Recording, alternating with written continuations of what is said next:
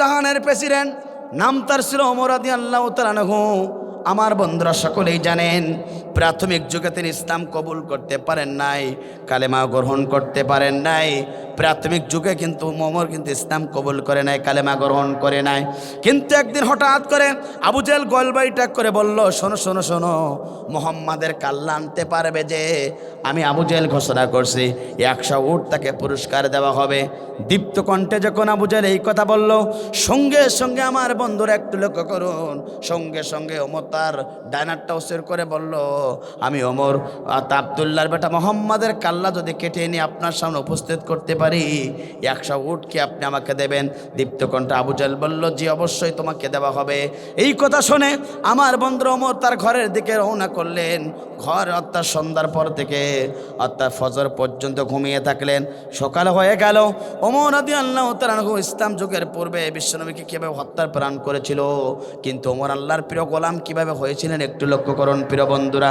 এই কথা আপনারা বারবার শুনেছেন, তারপর আপনাদেরকে একটু স্মরণ করে দিতে চাই আমার বন্ধুরা, লক্ষ্য করুন। সকাল হয়ে গেল, রাঙ্গা একটা তরবারি ওমর রাদিয়াল্লাহু আনহু নিলেন, এরপরে একটা ঘোড়া নিলেন। মুহাম্মদ আব্দুল্লাহ বেটা মোহাম্মদ আপনার আমার নবীর কাল্লা কাটার জন্য ঘর থেকে বেরিয়ে গেলেন। যেতে যেতে রাস্তার মধ্যে প্রতিমধ্যে তার বন্ধু নাইমের সাথে দেখা হয়ে গেল। তার বন্ধু নাইম বলল, ওমর কোথাও যাও? সঙ্গে সঙ্গে ওমর বলল, আমি আব্দুল্লাহর বেটা মোহাম্মদের কাল্লা কাটতে যাই। সঙ্গে সঙ্গে বলল, ও নাইম শুনে রাখো, আব্দুল্লাহর বেটা মোহাম্মদের কাল্লা কাটতে পারলে আবু জেহেল আমার 100টা উট পুরস্কার দেবে। এই জন্য আমি এই পৃথিবীতে আব্দুল্লাহর বেটা মোহাম্মদের কাল্লা কাটতে যাই। সঙ্গে সঙ্গে তার বন্ধু নাইম বলল, ওমর তুমি শুনে রাখো, যে মোহাম্মদের কাল্লা তুমি কাটতে যাও, সে আল্লাহর কালেমা মোহাম্মদের প্রতি তোমার বোন এবং ভগ্নিপতি ইসলাম কবুল করে তারা মুমিন হয়ে গেছে। একবার জোরে জোরে বলেন আল্লাহু আকবার। আমার বন্ধুরা, এই কথা কোন নাইম বলল, ওমরের বন্ধু সঙ্গে সঙ্গে ওমরের মটকা গরম হয়ে গেল, মাথাটা গরম হয়ে গেল। তিনি মুহাম্মাদের দরবারে না গিয়ে বোনের বাড়ির দিকে রওনা দিলেন।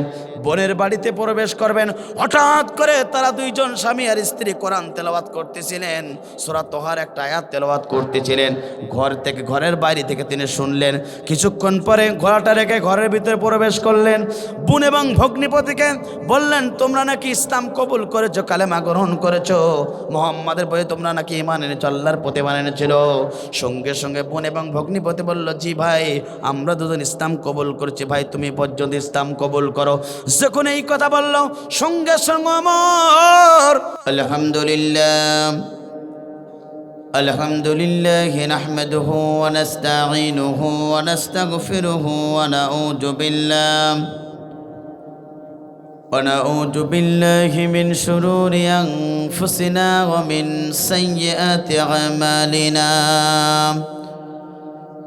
من يهد الله فلا مضل له ومن يضلله فلا هادي له ونشهد أن لا إله إلا الله وحده لا شريك له وسندنا مولانا محمدا عبده ورسوله الذي أرسله بالحق بشيرا ونذيرا وداعيا إلى الله بإذنه وسراجا منيرا فقد قال الله تعالى في كلامه المجيد وفرقانه الحميد أعوذ بالله من الشيطان الرجيم بسم الله الرحمن الرحيم إن الله وملائكته يصلون على النبي يا أيها الذين آمنوا صلوا عليه وسلموا تسليما সকলে জবান ছেড়ে আমরা দুরূদ ইব্রাহিম পাঠ করি। اللهم صل على محمد وعلى آل محمد كما صليت على إبراهيم وعلى آل إبراهيم إنك حميد مجيد اللهم بارك على محمد وعلى آل محمد كما باركت على إبراهيم وعلى آل إبراهيم إنك حميد مجيد ربي زدنا علما ربي زدنا علما ربي زدنا علما رب اشرح لي صدري ويسر لي أمري واحلل عقدة من لساني يفقهوا قولي ربي زدني علما ربي زدني علما رب اشرح لي صدري ويسر لي أمري واحلل عقدة من لساني يفقهوا قولي পৃথিবীতে যা কিছু আছে সবই তোমার দান মাওলা তোমার লীলা খেলা কে বোঝে তার শান পৃথিবীতে যা কিছু আছে সবই তোমার দান মাওলা তোমার লীলা খেলা কি বুঝে তার শান মাওলা তোমার লীলা খেলা কি বুঝে তার শান তোমার দয়ায় আমরা সবাই এই দুনিয়া পেলাম তোমার দয়ায় আমরা সবাই এই দুনিয়া পেলাম তোমার দয়ায় আমরা সবাই এই দুনিয়া পেলাম দমে দমে দম লাগাইয়া দমে দমে দম লাগাইয়া তোমার নামে গাইলাম তোমার দয়ায় আমরা সবাই এই দুনিয়া পেলাম তোমার দয়ায় আমরা সবাই এই দুনিয়া পেলাম তোমার সৃষ্টি দেখলে মনে হয় এক রশিতে বান্দা যেদিকে যাই শুনি শুধু হু আল্লাহ কথা বলুন ঠিক না বেড়ে তোমার সৃষ্টি দেখলে মনে হয় এক রশিতে বান্দা যেদিকে যাই শুনি শুধু হু আল্লাহ সেই প্রভুর কাছে আমার সেই প্রভুর কাছে আমার প্রাণটা সুপে দিলাম তোমার দয়ায় আমরা সবাই এই দুনিয়া পেলাম তোমার দয়ায় আমরা সবাই এই দুনিয়া পেলাম দমে দমে দম লাগাইয়া দমে দমে দম লাগাইয়া তোমার নামে গাইলাম তোমার দয়ায় আমরা সবাই এই দুনিয়া পেলাম তোমার দয়ায় আমরা সবাই এই দুনিয়া পেলাম তোমায় সিজদা তামাম সৃষ্টি সব তোমার সিজদায় তোমায় সিজদা তামাম সৃষ্টি সকাল দুপুর সন্ধ্যা আমি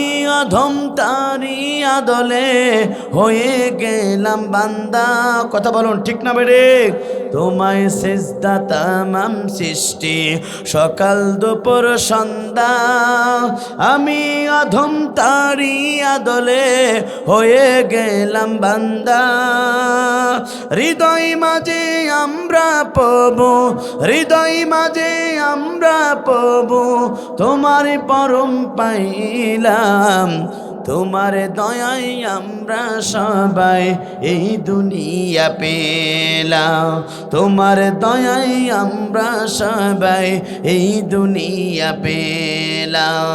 দমে দমে দম লাগাইয়া, দমে দমে দম লাগাইয়া তোমার নামে গাইলাম, তোমার দয়ায় আমরা সবাই এই দুনিয়া পেলাম, তোমার দয়ায় আমরা সবাই এই দুনিয়া পেলাম।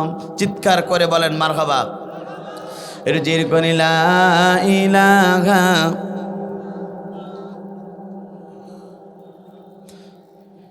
লা ইলাহা। ভাইজান বক্স দুটা বরণ করেন আর হরেন চালান, বক্স দুটা বন্ধ করে দেন। রুজি করে লা ইলাহা সুবহানাল্লাহ আলহামদুলিল্লাহ লা ইলাহা। আসমানে আল্লাহ, জমিনে আল্লাহ, হায়াতে আল্লাহ, মাউতে আল্লাহ লা ইলাহা। ও সুবহানাল্লাহ আলহামদুলিল্লাহ লা ইলাহা। কুরআন আমাদের সংবিধান,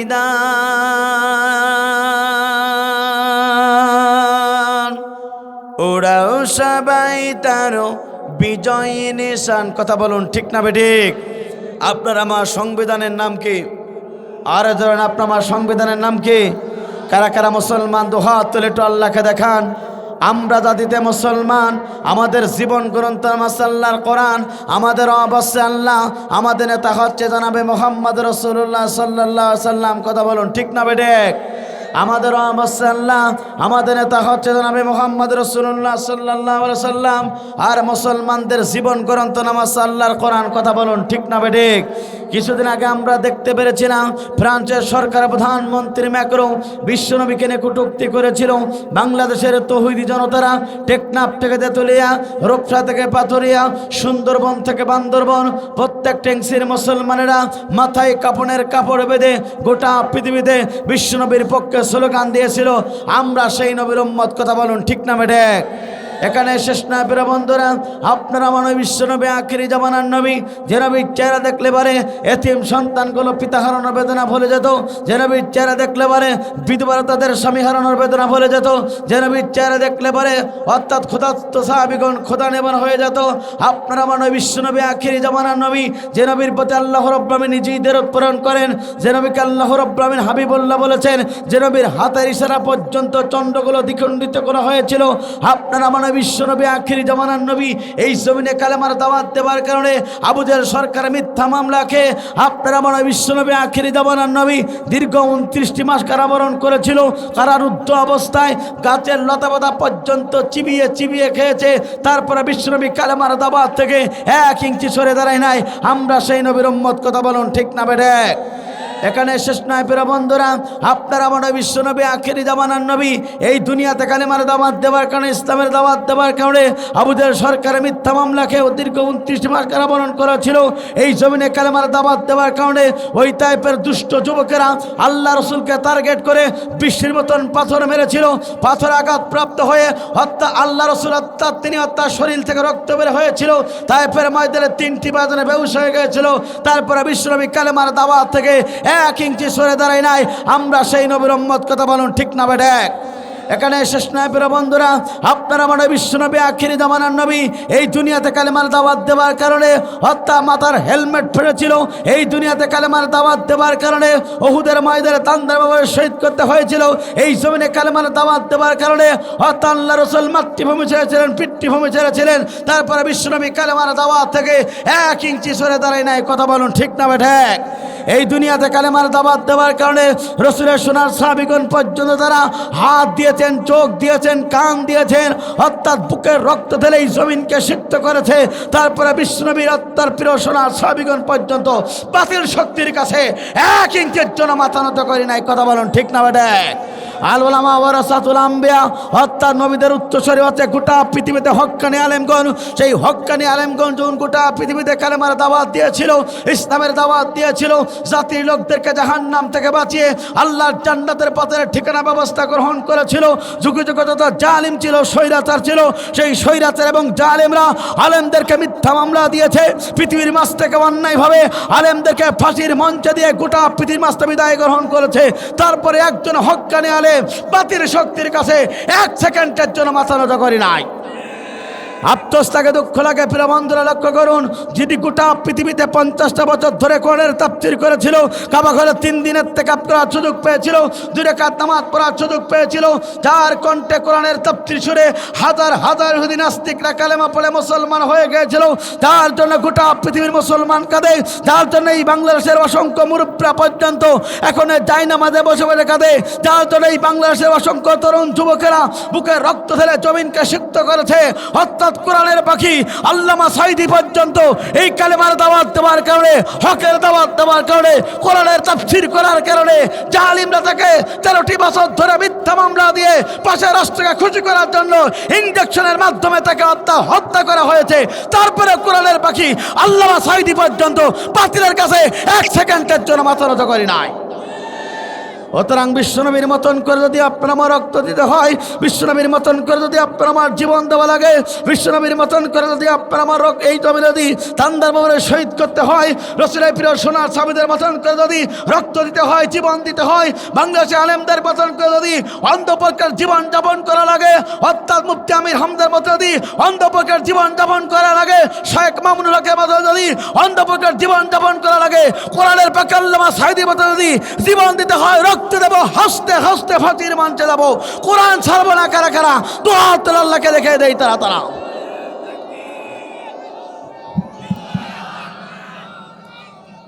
জোর দাও।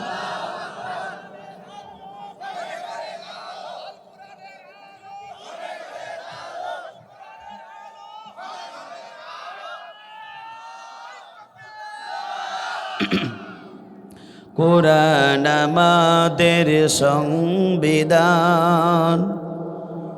ওরাও সবাই তার বিজয় নিশান। নেতা আমাদের রাসূলুল্লাহ, লা ইলাহা ও লা ইলাহা লা ইলাহা ইল্লাল্লাহু মুহাম্মাদুর রাসূলুল্লাহ সাল্লাল্লাহু আলাইহি ওয়াসাল্লাম। আলহামদুলিল্লাহ, বাংলাদেশের ঐতিহ্যবাহী বিভাগ রাজশাহী বিভাগের অন্যতম জেলা নওগাঁ জেলার ঐতিহ্যবাহী মান্দা থানার ভারত হিলফুল ফুজুল ফাউন্ডেশনের উদ্যোগে আজকের একদিনব্যাপী ঐতিহাসিক তাফসীরুল কোরআন মাহফিলের মজ্জাজ মুহতারাম সাহেবে সদর সম্মানিত সভাপতি, বয়বৃদ্ধ জ্ঞানবৃদ্ধ আলেমে দ্বীন বারশো ইসলামী দাখিল মাদ্রাসার সম্মানিত সুপারিনটেন্ডেন্ট উস্তাদ সমতুল্লাহ আলেম, যার ছাত্র হতে পারলে নিজেকে ধন্য মনে করতাম, আপনাদের কার সুপরিচিত ব্যক্তিত্ব জনাব হযরত মাওলানা সাইফুদ্দিন সাহেব আতানুল্লাহ ফি হায়াতে আমরা দোয়া করি আল্লাহ পাক তার গোলামকে ইসলামের জন্য, কোরআনের জন্য কবুল করুক। চিৎকার করে বলুন আল্লাহুম্মা আমিন। আজকের তাফসীরুল কোরআন মাহফিলের সম্মানিত সহসভাপতিবৃন্দ জনাব মাওলানা মোহাম্মদ মফিজুল হক সিনিয়র শিক্ষক, ভবানীপুর দাখিল মাদ্রাসা, এছাড়া আরও প্রায় 6 জন আছে। আল্লাহ পাক সকল সহসভাপতিবৃন্দুকে কোরআনের জন্য, ইসলামের জন্য কবুল করুক। চিৎকার করে বলুন আল্লাহুম্মা আমিন। আজকের এই তাফসীরুল কোরআন মাহফিলের সম্মানিত প্রধান অতিথি, জননন্দিত জননেতা, জাতীয় নির্বাহী কমিটির বিএনপির অন্যতম সদস্য, আপনার এলাকার কৃতি সন্তান জনাব এম.এ. মতিন সাহেব আতানুল্লাহ ফি হায়াতে আমরা দোয়া করি আল্লাহ পাক তার গোলামকে ইসলামের জন্য, কোরআনের জন্য কবুল করুক। চিৎকার করে বলুন আল্লাহুম্মা আমিন। আজকের তাফসীরুল কোরআন মাহফিলের সম্মানিত বিশেষ অতিথিবৃন্দ যারা আছেন, আল্লাহ পাক তাদের সকলকে কোরআনের জন্য, ইসলামের জন্য কবুল করুক। চিৎকার করে বলুন আল্লাহুম্মা আমিন। আলোচনা করে আপনাদেরকে ধন্য করেছেন হযরত মাওলানা মোহাম্মদ মিলন হোসেন এম.এ. নওগাঁ।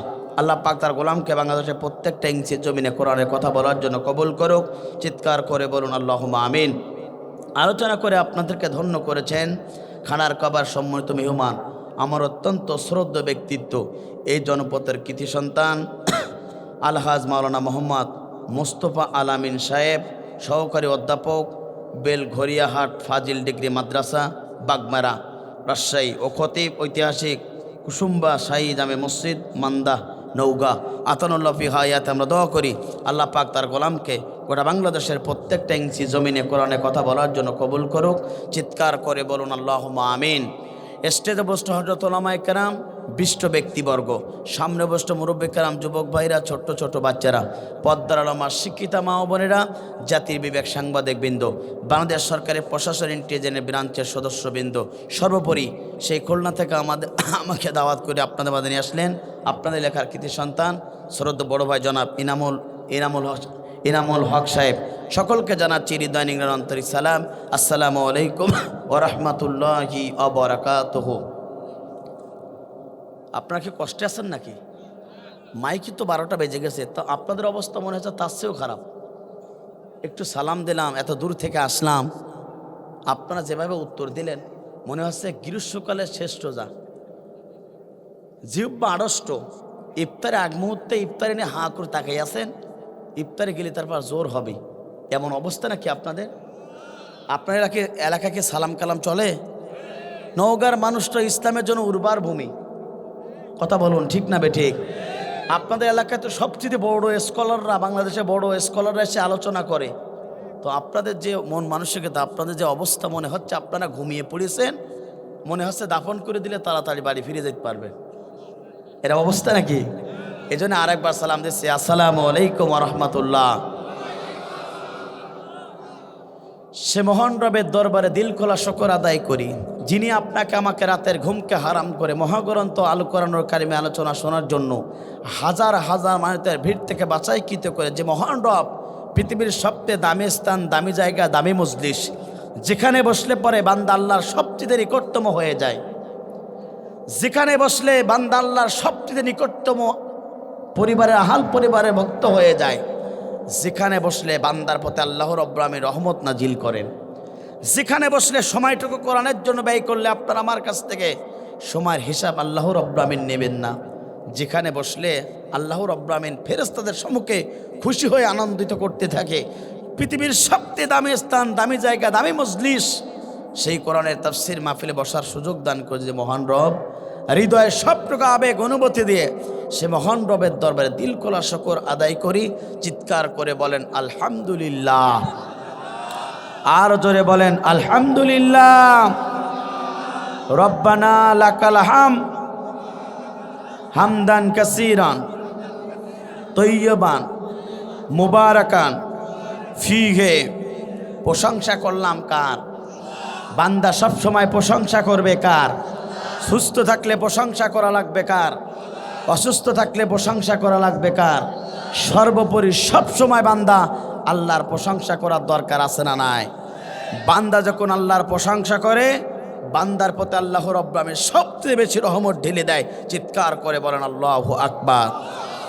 দুরুদ এবং সালাম যাপন করে বিশ্ব মানবতার একমাত্র দিশারে, বিশ্ব বর্ণানীতিবিদ, আপনার আমার নবী, নবীদের সর্দার, যিনি গোটা পৃথিবীতে মানুষের তৈরি করা আইনকে বাস্তবায়ন না করে আল্লাহর জমিনে কালেমার দাওয়াত দেবার কারণে, ইসলামের দাওয়াত দেবার কারণে জাতির লোকদেরকে জাহান্নাম থেকে বাঁচিয়ে আল্লাহর জান্নাতের পথের ঠিকানা দেওয়ার কারণে ওই জালিম স্বৈরাচার আবু জেহেল উতবা সাইবারা বিশ্বনবীকে মিথ্যা মামলা দিয়ে অন্ধ প্রকাশ্যে 29টি মাস জীবনযাপন করিয়েছিল।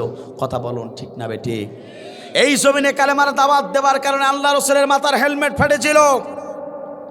এই জমিনে কালেমার দাওয়াত দেওয়ার কারণে ওই তাইফের দুষ্ট যুবকেরা রাসূলের সমস্ত শরীরে পাথর মেরে, রাসূলুল্লাহ সাল্লাল্লাহু আলাইহি ওয়াসাল্লাম শরীর থেকে তারা পাথর আঘাত করে শরীর থেকে রক্ত বের হয়েছিল। তাইফের ময়দানে 3টি বারের জন্য বিশ্বনবী বেহুশ হয়ে গিয়েছিল। আপনার আমার নবী বিশ্বনবী, আখিরি জামানার নবী, যে নবীর প্রতি আল্লাহ পাক নিজেই দরুদ প্রেরণ করেন, যে নবীকে আল্লাহ রাব্বুল আলামিন হাবিবুল্লাহ বলেছেন, যে নবীর সুপারিশ ছাড়া আপনি আমি জান্নাতে যেতে পারবো না, যে নবীর সুপারিশ ছাড়া কিয়ামত অনুষ্ঠিত হবে না।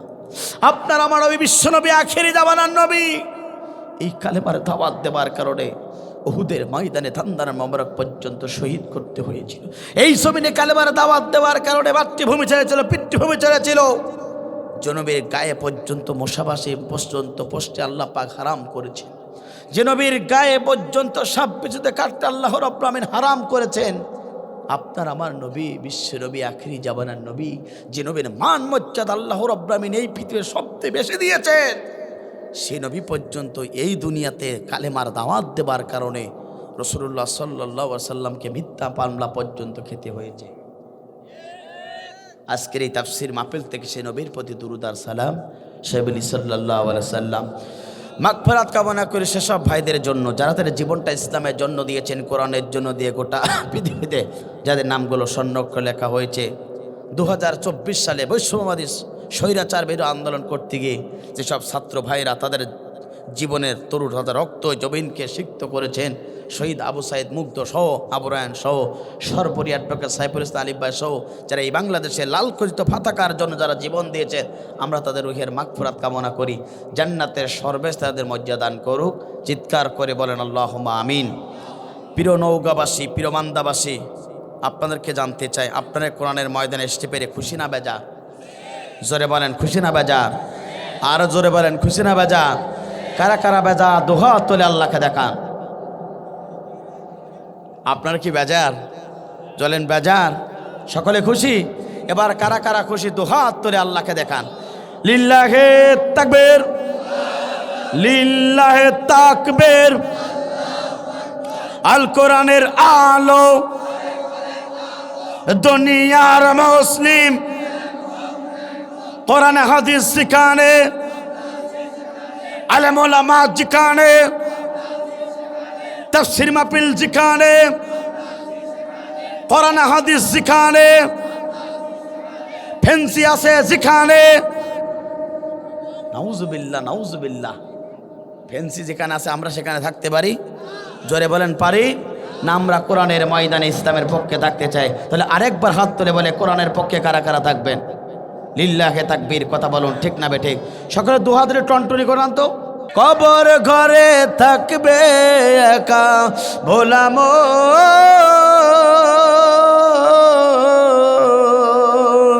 কবর ঘরে থাকবে একা কেউ যাবে না সাথে, কে করিবে গোসল আমার, কে পরাবে কাফন রে, কোথায় হবে মরণ আমার, কোথায় হবে দাফন রে, কে করাবে গোসল আমার, কে পরাবে কাফন রে। কথা বলুন ঠিক না বেঠি? আপনার গোসল কে করাবে, আপনার কাফন কে পরাবে? আপনার আমার ঠিকানা ওই 3.5 জায়গা ওত পেতে আছে। আজরাইল আলাইহিস সালাতু ওয়াস সালাম যখন ডাক দেবে, আমার বন্ধুরা দুনিয়ার মাঝ থেকে আপনি কোটি টাকার মালিক থাকতে পারেন, সব কিছু ছেড়ে আপনাকে মাটির নিচে যাওয়া লাগবে। সুতরাং মাটির নিচে যাওয়ার আগে আল্লাহর ভালোবাসার মানুষ হওয়ার দরকার আছে না নাই? জোরে বলেন ঠিক না বেঠিক? আমার বন্ধুরা যারা পিছনে বসে আছেন একটু সামনে এগিয়ে গিয়ে বসুন। আপনাদের শোনার মতন মুখগুলো আমি একটু দেখতে চাই। এই জন্য আপনারা যারা পিছনে আসেন একটু এগিয়ে বসুন, আর যারা ডাইন পাশে বাম পাশে আছেন একটু ভালো করে পরিবেশে বসে যান। ইনশাল্লাহ কিছুক্ষণ আপনাদের সম্মুখে আলোচনা করতে চাই। প্রিয় বন্ধুরা, একটু কালেকশন করা দরকার ছিল, কর্তৃপক্ষ বলেছে, এই জন্য আপনাদের মাঝে একটু পাঠিয়ে দিয়েছে রুমাল। আপনাকে কর্তৃপক্ষের পক্ষে অখুশি হয়েছেন? জোরে বলেন হয়েছেন? আপনাকে আমার কথাগুলো সুন্দরভাবে বুঝতে পারছেন? আমার বন্ধুরা, এই জন্য আমরা কোরআন শুনতে এসেছি। কোরআনুল কারিমটা কার? জোরে বলেন, আমার সাথে কথা বলেন। কোরআনুল কারিমটা কার? আমরা কার? আসমান কার? জমিন কার? হায়াতের মালিক কে? রিজিকের মালিক কে?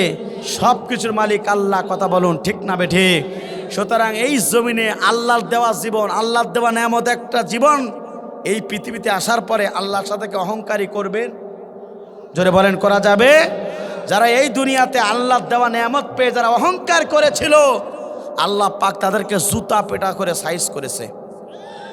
কথা বলুন ঠিক না বেঠিক? ইতিহাস তার প্রমাণ করে নমরুদ অহংকার করেছিল, সেই নমরুদকে জুতা পেটা করে গোটা পৃথিবীতে লাঞ্ছিত করলেন। তিনি কে? জোরে বলেন তিনি কে? ফেরাউন অহংকার করেছিল, মূসা আলাইহিস সালামকে সহ্য করতে পারে নাই, সেই ফিরাউনকে আল্লাহ রাব্বুল আলামিন পানিতে চুপিয়ে চুপিয়ে পৃথিবীর মাছ থেকে লাঞ্ছিত করেছিলেন। তিনি কে? আমার বন্ধুরা, আবু জেহেল উতবা সাইবারা বিশ্বনবীর সাথে বিরোধিতা করেছিল, বিশ্বনবীকে হত্যার প্ল্যান করেছিল। সে মুআজার মাঝের মাধ্যমে আমার বন্ধুরা আবু জেহেলকে পৃথিবীর মাছ থেকে জাহান্নামে পাঠিয়ে দিল। কথা বলুন ঠিক না বেঠিক?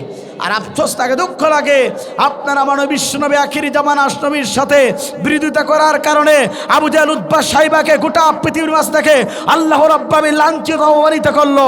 আজ গোটা পৃথিবীর মুসলমান দেখলো আজকের এই 56,000 বর্গ মাইলের বাংলাদেশে যারা আলেমদের সাথে বেয়াদবি করেছে, যারা আলেমদেরকে রাজাকার বলেছে, আলেমদেরকে মিথ্যা মামলা দিয়ে অন্ধপ্রকার জীবন যাপন করিয়েছে, যারা আলেমদেরকে এই সমাজের করে সবচেয়ে ঘৃণার পাত্র বানিয়েছে, যারা এই সমাজে লাইট অফ করে হাফেজদের বুকের উপরে কোলে চলেছে, আল্লাহ পাক তাদেরকে দুপুরে খাবার খাদ্যই নাই, শাড়ি ছাড়া অর্থাৎ দাদার বাড়ি পাঠিয়ে দিয়েছে।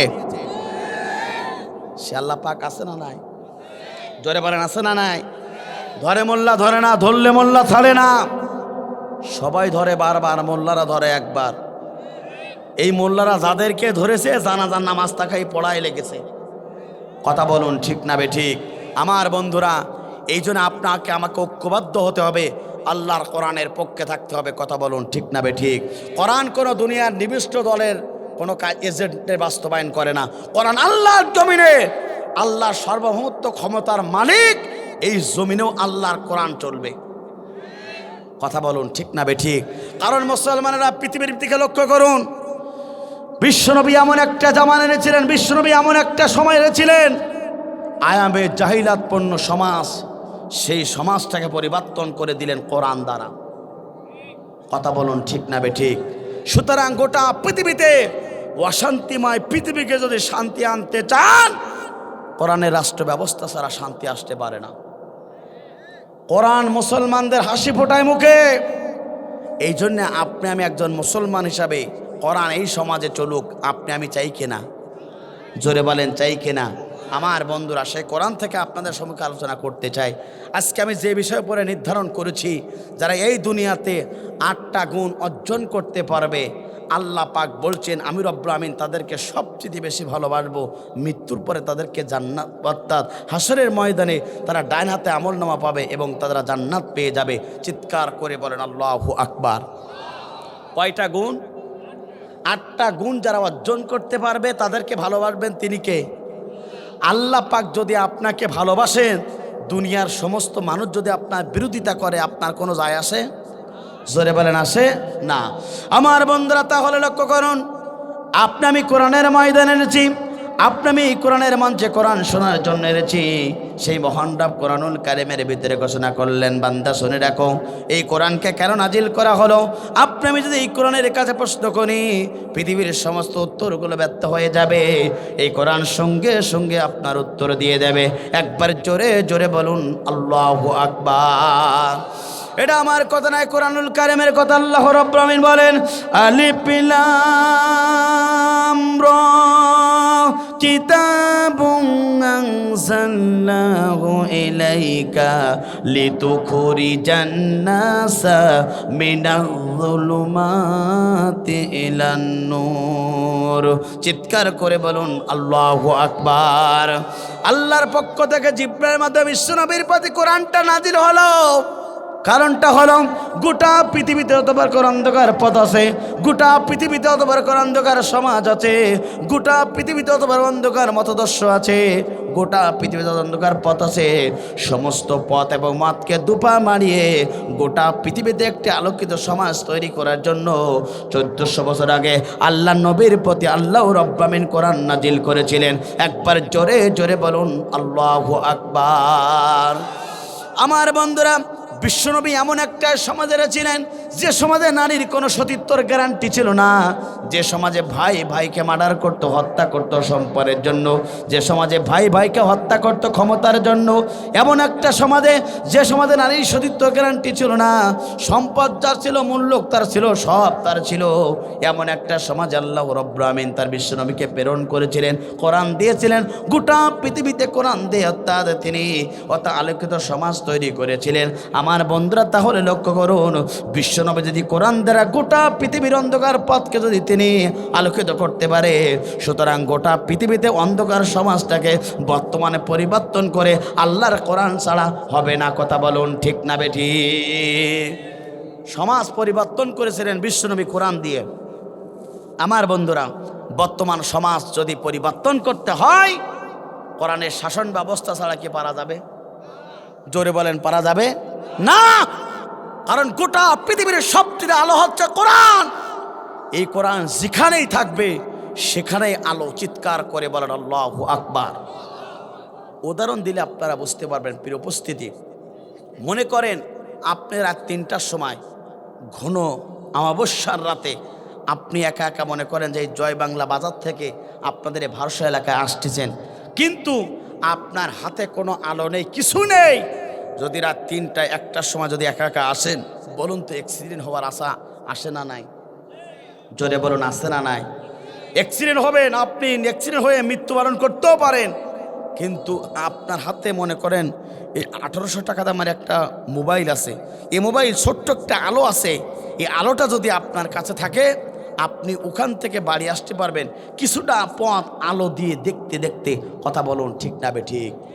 তাহলে আপনি যদি আপনার কাছে আলো থাকে, আপনার সময় দেরি হলো, আস্তে আস্তে নিরাপদ স্থানে আপনি পৌঁছিয়ে দেবেন, অ্যাক্সিডেন্ট হবে না। কিন্তু আপনার কাছে যদি আলো না থাকে, আমার বন্ধুরা, অ্যাক্সিডেন্ট হওয়ার যেমন আশঙ্কা আছে, ঠিক তেমনিভাবে একজন মুমিন জীবনের সবচেয়ে বড় আলো হচ্ছে কোরআন। কোরআন যদি তার কাছে থাকে, দুনিয়ার সমস্ত পথকে সে পাড়ি দিয়ে আল্লাহর সঠিক পথে সে চলতে পারবে, কোনো প্রকার অ্যাক্সিডেন্ট হবে না। আর আল্লাহর আলো কোরআনকে বাদ দিয়ে যদি মানব রচিত আইন দিয়ে এই সমাজে চলতে চায়, তার অ্যাক্সিডেন্ট হবে, দুনিয়াতেও ক্ষতিগ্রস্ত, আখিরাতেও ক্ষতিগ্রস্ত। এই জন্য কোরআন নামক এই আলোটা আপনার জীবনে থাকার দরকার আছে না নাই? জোরে বলেন, আছে না নাই? মা ফাররাতনা ফিল কিতাবি মিন শাই। এমন কোনো বিষয়ের উত্তর নাই যেটা আল্লাহ রাব্বুল আমিন এই কোরআনের ভিতরে রেকর্ড করে দেই নাই। চিৎকার করে বলেন আল্লাহু আকবার। আমার বন্ধুরা, এদের শান্তি যদি পেতে চান, মুক্তি যদি পেতে চান, আল্লাহর প্রিয় গোলাম যদি হতে চান, খোদার কসম কোরআনওয়ালা হয়ে যান। কোরআনওয়ালা হয়েছে যারা, দুনিয়া এবং আখিরাতে সম্মানিত হয়েছে তারা। আর যারা কোরআনের সাথে বেয়াদবি করেছে, অহংকার করেছে, নিজের ইচ্ছা মতন জীবন যাপন করেছে, কোরআনের সাথে বেয়াদবি করার কারণে আজ গোটা পৃথিবীর মুসলমান দেখলো, আল্লাহ পাক তাদেরকে এই জমিনে লাঞ্ছিত অপমানিত করে পৃথিবীর মাঝ থেকে আল্লাহ রাব্বুল আমিন তাদেরকে বিদায় গ্রহণ করিয়েছে। সে আল্লাহ পাক আছে না নাই? জোরে বলেন, আছে না নাই? আমার বন্ধুরা, আবু জেহেল, উতবা, সাইবারা বিশ্বনবীর সাথে বেয়াদবি করেছিল, বিশ্বনবীর বিরোধিতা করেছিল, কালেমার সমাজ বাস্তবায়নের বিরোধিতা করেছিল। কোরআন সমাজে প্রতিষ্ঠিত হোক, কোরআনে আলোচনা চলুক, কোরআন সমাজে কায়েম হোক, এটা চাই নাই। আল্লাহ পাক তাদের বাড়িটাকে ইন্টারন্যাশনাল টয়লেট বাড়ি বানিয়ে দিয়েছেন। তিনি কে? জোরে বলেন, তিনি কে? আবু জেহেল বিশ্বনবীর বিরোধিতা করেছিল, কালেমার বিরোধিতা করেছিল, কোরআনের বিরোধিতা করেছিল, বাড়িটা ইন্টারন্যাশনাল টয়লেট বাড়ি বানিয়ে দিয়েছেন। আজ গোটা পৃথিবীর এই বাংলাদেশের মুসলমান দেখলো 16টি বছর ধরে যারা এই সমাজে কোরআনের বিরোধিতা করেছিল, আলেমদের বিরোধিতা করেছিল, ইসলামের বিরোধিতা করেছিল, সমাজে কোরআন প্রতিষ্ঠাতা হোক, এটা যারা চায় নাই, আজও বাংলার মুসলমান দেখলো বাড়িটা পর্যন্ত এখন ইন্টারন্যাশনাল, বাংলার জমিনে ইন্টারন্যাশনাল টয়লেট আল্লাহ পাক বানিয়ে দিয়েছে। কথা বলেন ঠিক না বেঠিক? খাপে খাপ মুমতাজের বাপ মিলে গেলে বুঝবেন কতটুকু লস আর কতটুকু লাভ। কথা বলুন ঠিক না বেঠিক? বাংলার মুসলমান করে আল্লাহর নাফরমান, আর বিপদে যখন পড়ে ফেলায় চোখের পানি। আল্লাহ কয়, তোরা যে কত সিটিং বাস, তো আসমানের মালিক আমি জানি। কথা বলুন ঠিক না বেঠিক? এই জন্য কোরআনের সমাজ দরকার আছে না নাই? আমার বন্ধুরা, তাহলে লক্ষ্য করুন, এই কোরআনটা আল্লাহর পক্ষ থেকে হেদায়েতের কিতাব। আমি কোরআনের ময়দানে বলেছি কোরআন শোনার জন্য। সেই মহান রব বলছেন, বান্দা শুনে রাখো, যারা আজকে এই তাফসীর মাহফিলে আছেন, আল্লাহ রাব্বুল আমিন তাদের জন্য একটা পুরস্কার দিচ্ছেন। একবার জোরে জোরে বলুন আল্লাহু আকবার। আমার বন্ধুরা, পুরস্কারটা হলো, আল্লাহ রাসূল হাদিসের ভিতরে বলেছেন, হযরত ওমর রাদিয়াল্লাহু তাআলা আনহু قال قال رسول الله صلى الله عليه وسلم اقرأ القرآن فإن يوم القيامة شفيعا لأصحابه। আল্লাহ নবী বলেছেন কিয়ামতের ময়দান কঠিন মুসিবতের দিন, যেদিন সূর্যগুলো মাথার উপরে চলে আসবে, জমিনগুলো তামা হয়ে যাবে, গুনাহগার ব্যক্তির জিহ্বাগুলো যখন নাবেষ্ট জ্বলে যাবে, যেদিন কানতে কানতে চোখের পানি ফুরিয়ে যাবে, চক্ষু দিয়ে যেদিন রক্ত প্রবাহিত হবে, যেদিন সন্তান পিতার পরিচয় দেবে না, পিতাও সন্তানের পরিচয় দেবে না, যেদিন স্বামী তার স্ত্রীর পরিচয় দেবে না, স্ত্রীও স্বামীর পরিচয় দেবে না। যে অবৈধ নেতাকে জেতানোর জন্য কত স্লোগান দিয়েছ, আমার নেতার চরিত্র ফুলের মতন পবিত্র, যদিও নেতা নামাজ পড়ে না, কক্ত গাঞ্জা খাওয়ার ভক্ত, এমন স্লোগান নেতার পেছনে অনেক মুসলমান দিয়েছে। কথা বলুন ঠিক না বেটি?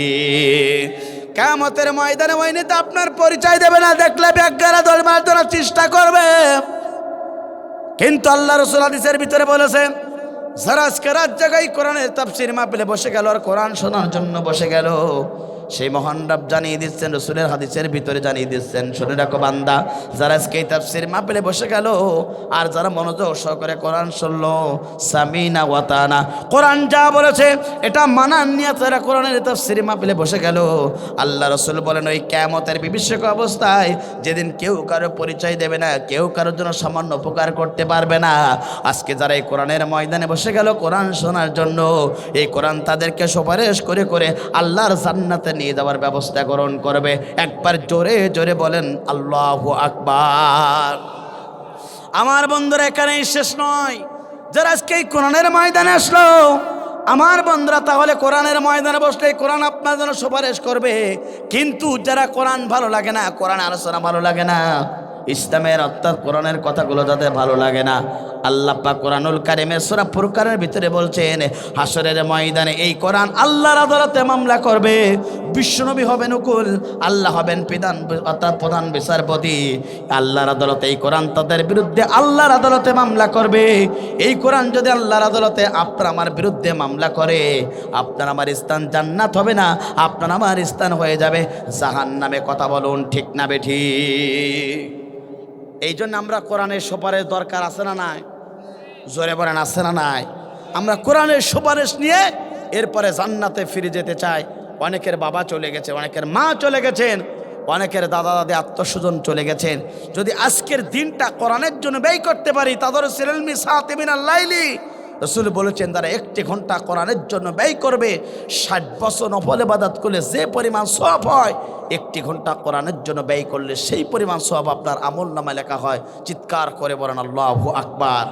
সুতরাং যারা আজকে কোরআনের ময়দানে বসে যাবে, এই কোরআন তার জন্য সুপারিশ করে করে আল্লাহর জান্নাতে নিয়ে যাবে। চিৎকার করে বলেন আল্লাহু আকবার।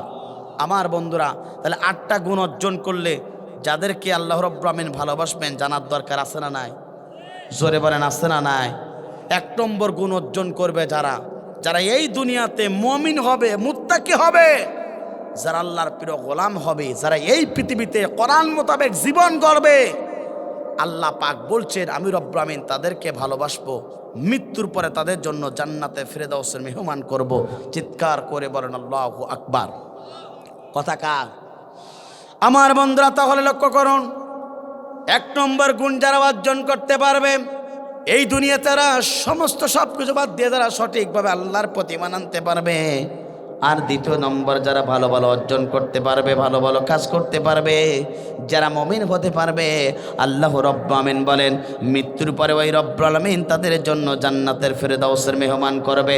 একবার জোরে জোরে বলুন আল্লাহু আকবার। এটা আমার কথা না, মহাগ্রন্থ আল কোরআনুল কারীমের কথা। আল্লাহ পাক বলেন ইন্নাল্লাযীনা আমানু ওয়া আমিলুস সালিহাতি কানাত লাহুম জান্নাতুল ফিরদাউসি নুজুলা। চিৎকার করে বলুন আল্লাহু আকবার।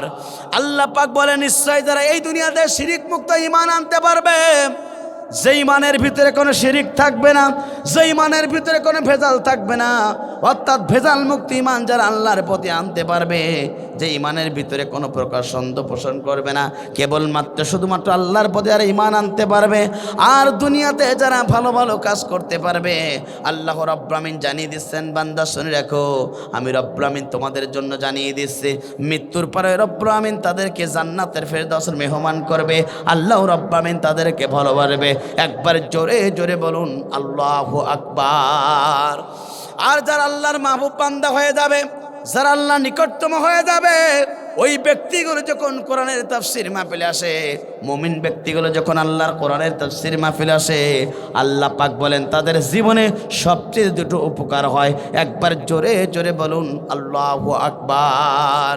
এটা আমার কথা না, মহাগ্রন্থ আল কোরআনুল কারীমের কথা। আল্লাহ পাক বলেন সুন্দরভাবে, আল্লাহ রাব্বুল আমিন ঘোষণা করলেন, ইন্নামাল মুমিনুনা আল্লাযীনা ইযা যুকিরাল্লাহু ওয়াজিলাত কুলুবুহুম ওয়া ইযা তুলিয়াত আলাইহিম আয়াতুহু যাদাতুহুম ঈমানাও ওয়া আলা রাব্বিহিম ইয়াতাওয়াক্কালুন। আল্লাহ রাব্বুল আমিন বলেন, মুমিন জন ব্যক্তি হয়ে যাবে, কোরআনের ময়দানে আসলে, মুমিন ব্যক্তির সম্মুখে যখন কোরআনের তাফসীর করা হয়, মুমিন ব্যক্তির সম্মুখে যখন কোরআনে আলোচনা করা হয়, মুমিন ব্যক্তির জীবনের সবচেয়ে বড় উপকার হলো কোরআনের তাফসীর মাহফিলে কোরআন শুনলে, যতটুকু ইমান নিয়ে তারা কোরআনের ময়দানে আসলো, কোরআন শোনার জন্য বসে গেল, এই কোরআন শোনার কারণে আস্তে আস্তে করে তাদের ইমানটা বৃদ্ধি পেয়ে গেল। একবার জোরে জোরে বলুন আল্লাহু আকবার। আমার বন্ধুরা, কোরআনের ময়দানে আসলে ইমানদারের ইমান বাড়ে, মুমিন ব্যক্তির ইমান বাড়ে, কিন্তু আফসোস লাগে, দুঃখ লাগে, দীর্ঘ 16টি বছর ধরে এদেশের অসংখ্য মুসলমানেরা আল্লাহর কোরআনের তাফসীর শুনেছিল, কোরআন তেলাওয়াত শুনেছিল, অসংখ্য আলেমদের কাছে কোরআনের তাফসীর শুনে হক কথা শুনেছিল, অসংখ্য মুসলমানদের ইমান বৃদ্ধি পায় নাই, আবু জাহেলের রাস্তার মতন তাদের জীবনের সবচেয়ে শয়তানি বেড়ে গিয়েছিল। কথা বলুন ঠিক না বেঠিক? কিন্তু আল্লাহ পাক বলেন, কোরআন শুনলে ইমানদারের ইমান বৃদ্ধি পেয়ে যাবেন। কথা কার? জোরে বলেন কার? দ্বিতীয় নম্বর হলো আমার বন্ধুরা, মুমিন যারা হবে, মুত্তাকি যারা হবে, দ্বিতীয় নম্বর উপকার হলো ওই মুমিন ব্যক্তিগুলো দুনিয়ার কোনো স্বৈরাচারের কাছে মাথা নত করবে না, দুনিয়ার কোনো অত্যাচার জালিমের কাছে মাথা নত করবে না। ওই মুমিন ব্যক্তিরা দুনিয়ার কোনো জালিম স্বৈরাচারের কাছে মাথা নত করে না, কেবলমাত্র শুধুমাত্র একমাত্র তারা মাথা নত করে একমাত্র শুধুমাত্র কেবলমাত্র তারা আল্লাহর কাছে। একবার জোরে জোরে বলুন আল্লাহু আকবার। আমার বন্ধুরা, তারই ধারাবাহিকতার আলোকে আমরা বলতে চাই, 2024 সালে ছাত্র হত্যা বৈষম্যের ছাত্র আন্দোলনা জালিমদের বিরুদ্ধে যখন অর্থাৎ ময়দানে নেমেছিল, তাদেরকে বলা হয়েছিল মেশিন গানে বুলেটে তোমাদের জীবনটাকে সরকার করে দেওয়া হবে, দুনিয়ার মাঝ থেকে তোমাদেরকে বিদায়করণ করানো হবে। দীপ্ত কণ্ঠে ওই ছাত্ররা বলেছিল, আমাদের জীবন চলে যায় যাক, আমরা আল্লাহর প্রতি ভরসা করলাম, আল্লাহ পাক আমাদের সাহায্য করবে। আমার বন্ধুরা, এই দেশের মানুষরা যখন আল্লাহর পথে সঠিকভাবে ভরসা করলো, আসমান থেকে তাদের জন্য রহমত এবং সাহায্য চলে আসলো। যখন তারা আল্লাহর প্রতি ভরসা করলো, বদরের প্রান্তরে যেমন আল্লাহ পাক অর্থাৎ তার ফেরেশতা দ্বারা অর্থাৎ সাহায্য করেছিল রহমতের ফেরেশতা দ্বারা, আর ঠিক তেমনিভাবে এই বাংলাদেশে আল্লাহর পক্ষ থেকে রহমত নাজির হলো। ওই ছাত্র আন্দোলনে আল্লাহ রাব্বুল আমিন তাদেরকে বিজয় দান করালো। কথা বলুন ঠিক না বেঠিক? মুমিন ব্যক্তিগণ আল্লাহর প্রতি ভরসা করে, মুমিনদেরকে বিজয় দান করান তিনি কে? জোরে বলেন তিনি কে? আল্লাহ রাব্বুল আমিন অন্য আয়াতে বলেন, বান্দা শুনে রাখো, যারা মুমিন হবে আমি রাব্বুল আমিন তাদেরকে বিজয় দান করাবো। আল্লাহু আকবার। সেটা আল্লাহ পাক কোরআনুল কারীমের ভিতরে ঘোষণা করলেন, ওয়ালা তাহিনু ওয়ালা তাহজানু ওয়া আনতুমুল আলাউনা ইন কুনতুম মুমিনিন। মুমিনরা টেনশন করো না, ভয় পেও না, চিন্তা করো না। যদি তোমরা সঠিকভাবে যদি মুমিন হতে পারো, সঠিকভাবে যদি তোমরা মুত্তাকি হতে পারো, আমি রব্বুল আমিন জানিয়ে দিচ্ছি, লিল্লাহি মা ফিস সামাওয়াতি ওয়াল আরদ, আসমান এবং জমিনের একচ্ছত্র ক্ষমতার মালিক আমি মহান রব জানিয়ে দিচ্ছি। শুনে রাখো, শুনে রাখো, আমি রব্বুল আমিন তোমাদেরকে বিজয় দান করাবো। একবার জোরে জোরে বলুন আল্লাহু আকবার। তাহলে বিজয় দান করান তিনি কে? আমাদেরকে মুমিন হওয়ার দরকার আছে না নাই? নামাজি হওয়ার দরকার আছে না নাই? আল্লাহ সর্বক্ষমতার মালিক, বিশ্বাস স্থাপন করার দরকার আছে না নাই?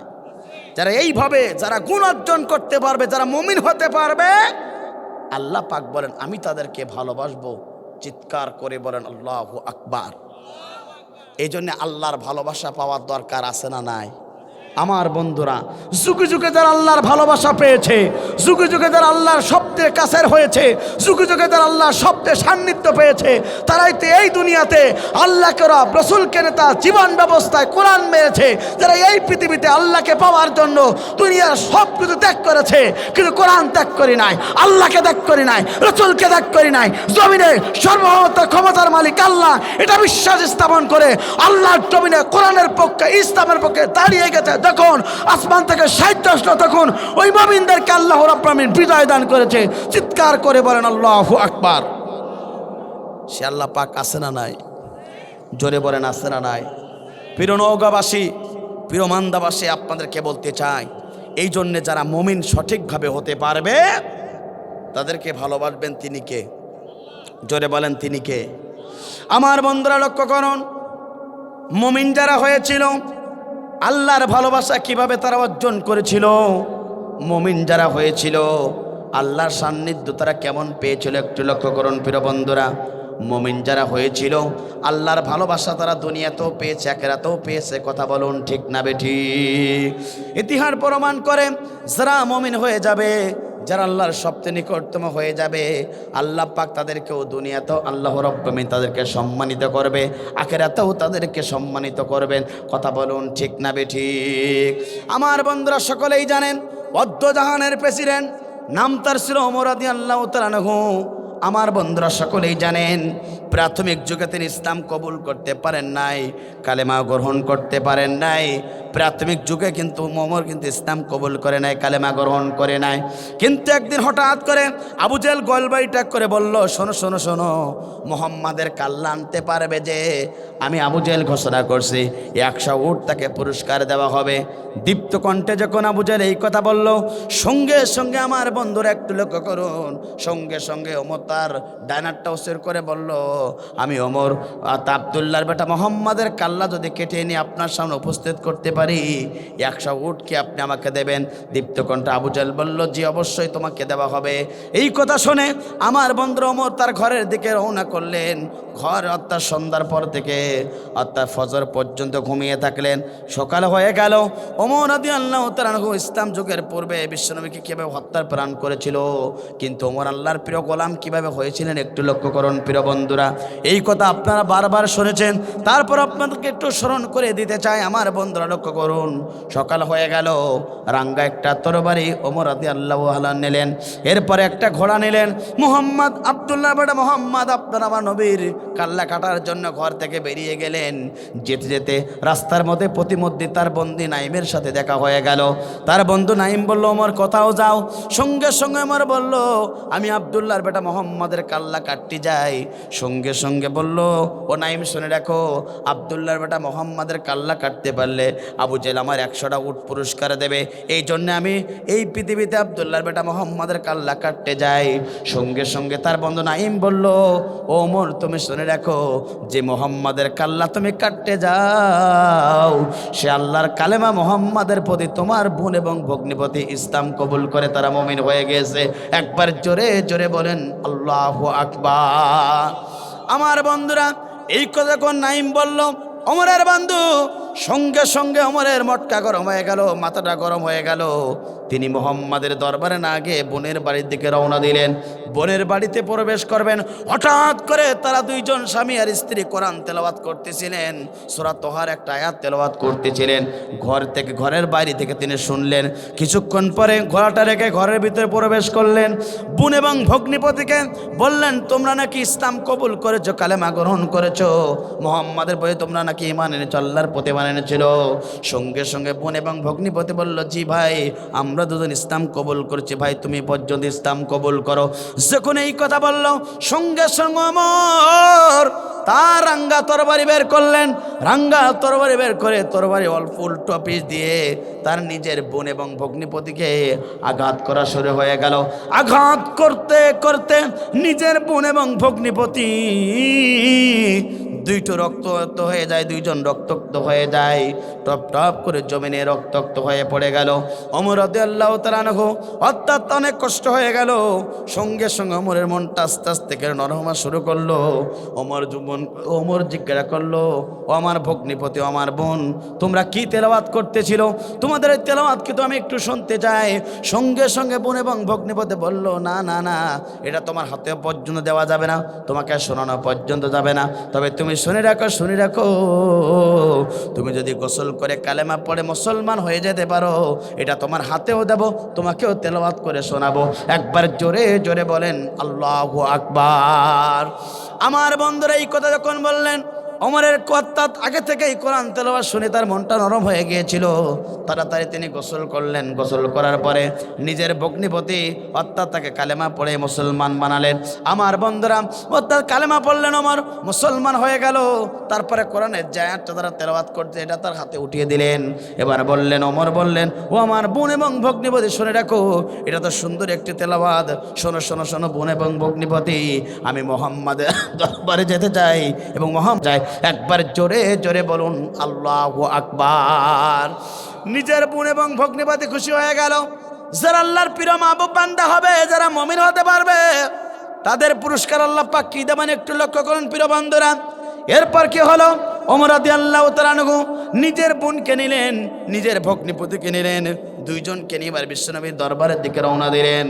বিশ্বনবীর ঘর অর্থাৎ দরবারে যখন রওনা দেবেন, পাশে ছিল আমার বন্ধু ওসমান এবং ছিল আবু বকর, আলী ছিল।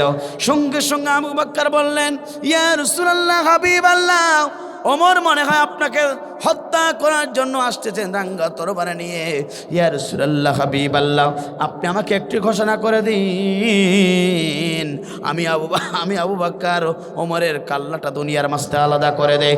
সঙ্গে সঙ্গে বিশ্বনবী আবু বকরকে বলেন, আবু বকর, তুমি চিন্তা করো না, তুমি টেনশন মুক্ত থাকো। ওমর আজকে কাউকে হত্যা করবে না। ওমর তার জীবনটা সারেন্ডার করার জন্য বিশ্বনবীর দরবারে আসতেছে। একবার জোরে জোরে বলেন আল্লাহু আকবার। ওমর রাদিয়াল্লাহু তাআলা রাঙ্গা তরবারিটা নিয়ে আমার বন্ধুরা বিশ্বনবীর দরবারে বিশ্বনবীর কাছে আসলেন। রাঙ্গা তরবারিটা রেখে নিজের হাত দুইটা বিশ্বনবীর অর্থাৎ পা বরাবর মেরে দেবেন। সঙ্গে সঙ্গে বিশ্বনবী ওমরকে তার বুকের উপরে আঁকড়ে ধরলেন। আমার বন্ধুরা সঙ্গে সঙ্গে আকাশের দিকে তাকে বলে, আল্লাহ, দুইটা ব্যক্তির জন্য আমি আল্লাহ আপনার দরবারে কবুল করেছিলাম, তার একজন ছিল আবু জেহেল আর একজন ছিল ওমর। আল্লাহ আপনি আসমান থেকে কবুল করেছেন। ওমর ইসলাম কবুল করেছে, কালেমা গ্রহণ করেছে। ওমরের জায়গা আমার পায়ের উপরে নাই, ওমরের জায়গা আমার বুকের উপরে। একবার জোরে জোরে বলুন আল্লাহু আকবার। আমার বন্ধুরা ওমর বিশ্বনবীর দরবারে থাকলেন। আমার বন্ধুরা বুকে উঠে নিলেন, বিশ্বনবী তার কপাল বরাবর চুম্বন করলেন। ওমর ঘোষণা করলেন, ইয়া রাসূলুল্লাহ, হাবিবাল্লাহ, 3 বছর অর্থাৎ তারা এই জায়গার ইসলাম সঠিকভাবে অর্থাৎ এই জায়গা প্রকাশ্যে নামাজ চলে না। আমিরুল মুআত্তাদ, ইয়া রাসূলুল্লাহ, হাবিবাল্লাহ, আমি ওমর বলছি আজ থেকে প্রকাশ্যে নামাজ চলবে, কাবার চত্বরে নামাজ চলবে। একবার জোরে জোরে বলুন আল্লাহু আকবার। আমার বন্ধুরা তারপরে ওমর রাদিয়াল্লাহু তাআলা নেতৃত্বে কাবার চত্বরে 23 সদস্য বিশিষ্ট একটা মিছিল হয়েছিল। সেই মিছিলের স্লোগান দিয়েছিল ওমর রাদিয়াল্লাহু তাআলা আনহু। আমার বন্ধুরা লক্ষ্য করুন, সেই ওমরের ছিল অত্যন্ত জাহানের প্রেসিডেন্ট হয়েছিল। আমার বন্ধুরা শুধু এখানে শেষ নাই, সে ওমর রাদিয়াল্লাহু তাআলা আনহু অত্য জাহানের প্রেসিডেন্ট হয়েছিলেন। ওমরের সিদ্ধান্তের উপরে 23টা আয়াত আল্লাহ রাব্বুল আলামিন নাজিল করেছিলেন। বিশ্বনবী বলেছিলেন, আমার পর যদি কেউ এই পৃথিবীতে যদি নবী হয় তিনি হবেন ওমর। একবার জোরে জোরে বলুন আল্লাহ আল্লাহু আকবার। সেই ওমরের এত মর্যাদা আল্লাহ রাব্বুল আলামিন দিয়েছিলেন। আমার বন্ধুরা লক্ষ্য করুন, অর্ধ জাহানের প্রেসিডেন্ট করলেন। আমার বন্ধুরা এখানেই শেষ নয়, এই অর্ধ জাহানের প্রেসিডেন্ট ওমর তার মৃত্যুর পূর্বে আসমান থেকে 10 জন আশারা মুবাশশারা সাহাবীদের নাম জান্নাত হিসেবে ঘোষণা ছিল। তার দ্বিতীয় নাম্বার যে ব্যক্তির নাম ছিল, তিনি ছিল অর্ধ জাহানের প্রেসিডেন্ট ওমর। একবার জোরে জোরে বলুন আল্লাহু আকবার। আমার বন্ধুরা, যে আমার বিশ্বনবীর কাল্লা কাটটা আসতেছিল, সেই ওমর ইসলাম কবুল করলেন, কালেমা গ্রহণ করলেন, মুসলমান হলেন, মুমিন হলেন, অর্ধ জাহানের প্রেসিডেন্ট হলেন। আল্লাহ রাব্বুল আলামিন আসমান থেকে ওমরকে দ্বিতীয় খলিফা বানালেন। এরপরে ওমরকে এই পৃথিবী ছাড়ার পূর্বে জান্নাতি হিসাবে আল্লাহ পাক ঘোষণা করলেন। এটাই হলো মাহবুব বান্দার ঘোষণা। কথা বলুন ঠিক না বেঠিক? সুতরাং যারা মুমিন হবে তাদেরকে ভালোবাসবেন তিনি কে? যারা মুমিন হবে তাদেরকে জান্নাত হিসেবে ঘোষণা করবেন তিনি কে? এই জন্য আপনাকে আমাকে 1 নম্বর কোয়ালিটি মুমিন হওয়ার দরকার আছে না নাই? জোরে বলেন আছে না নাই? কারা কারা এই গুণ অর্জন করবেন একবার দু হাত তুলে আল্লাহকে দেখান। লিল্লাহে তাকবীর, লিল্লাহে তাকবীর।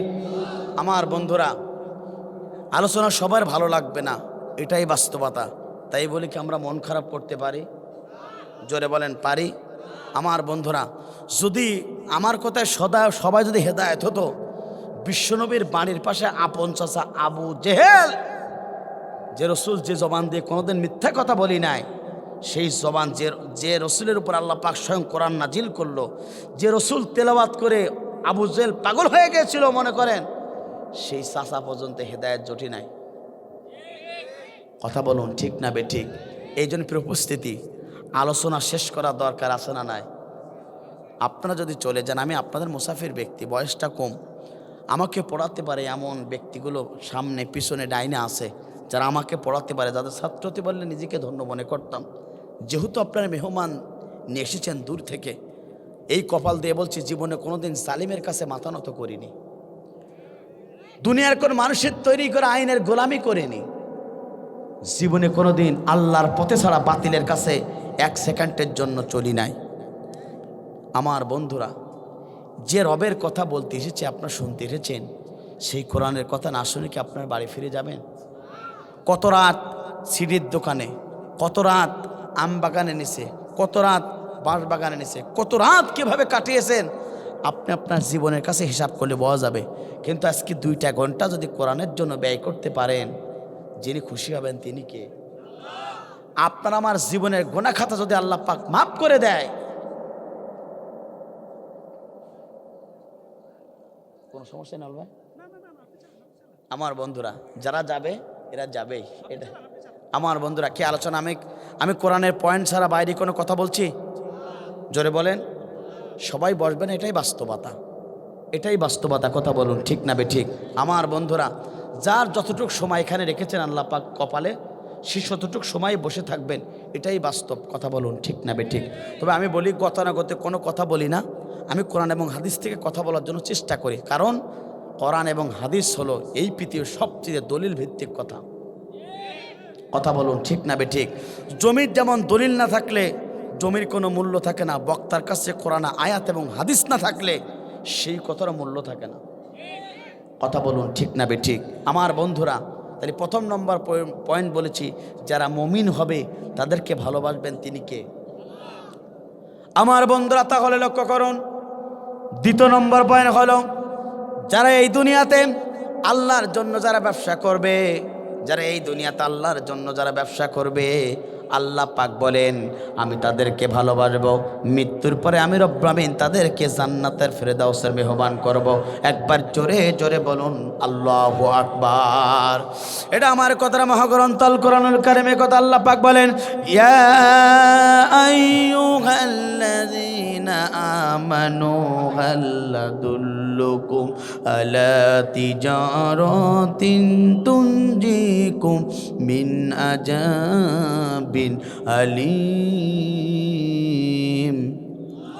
আল্লাহ পাক বলেন, আমি কি তোমাদের এমন একটা ব্যবসার সন্ধান দিব না, যে ব্যবসা করলে কঠিন জাহান্নাম থেকে তোমরা বেঁচে যেতে পারবে।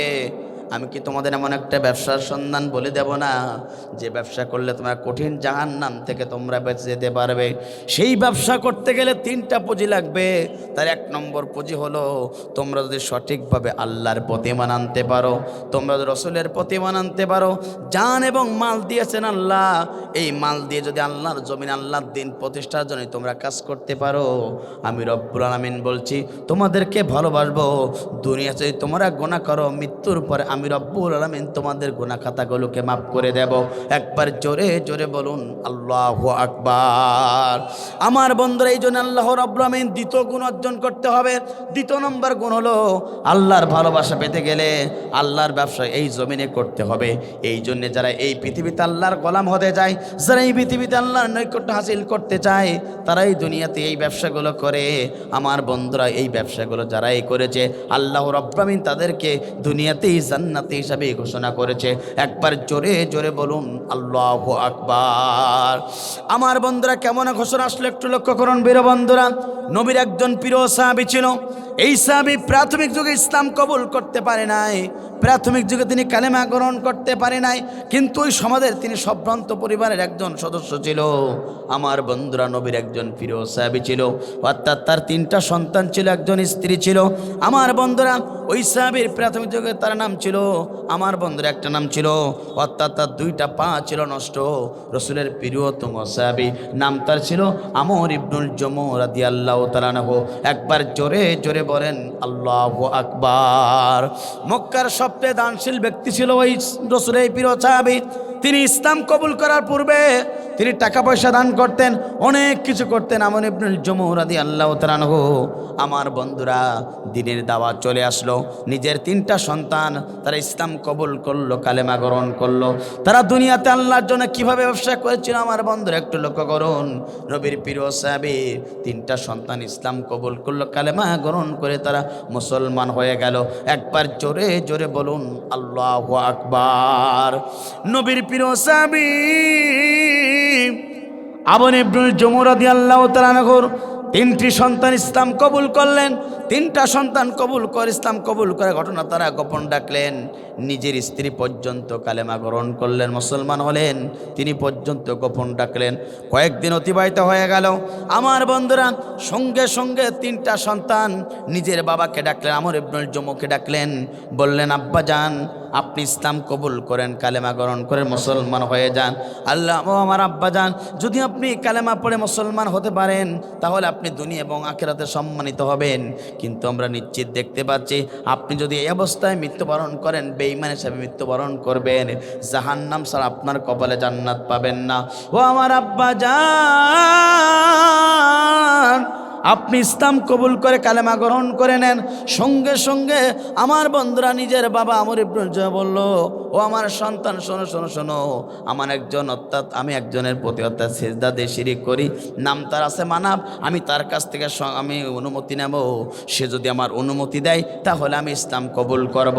একবার জোরে জোরে বলেন আল্লাহু আকবার, একবার জোরে জোরে বলেন নাউজুবিল্লাহ।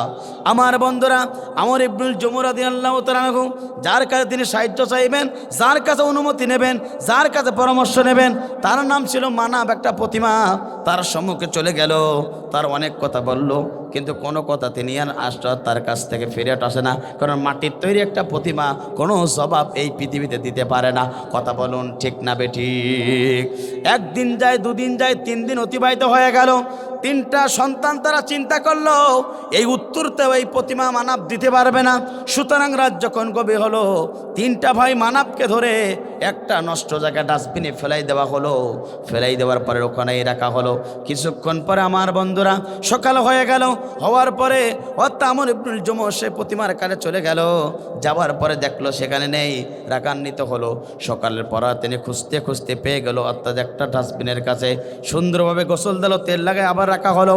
এইভাবে কিছুদিন অতিবাহিত হওয়ার পরে নিজের 3টা সন্তান আমার বাবাকে বলে, আব্বা যান, আপনি যে পথে আছেন জাহান্নামের পথে আছেন, তাড়াতাড়ি ইসলাম কবুল করুন, কালেমা গ্রহণ করে মুসলমান হয়ে যান।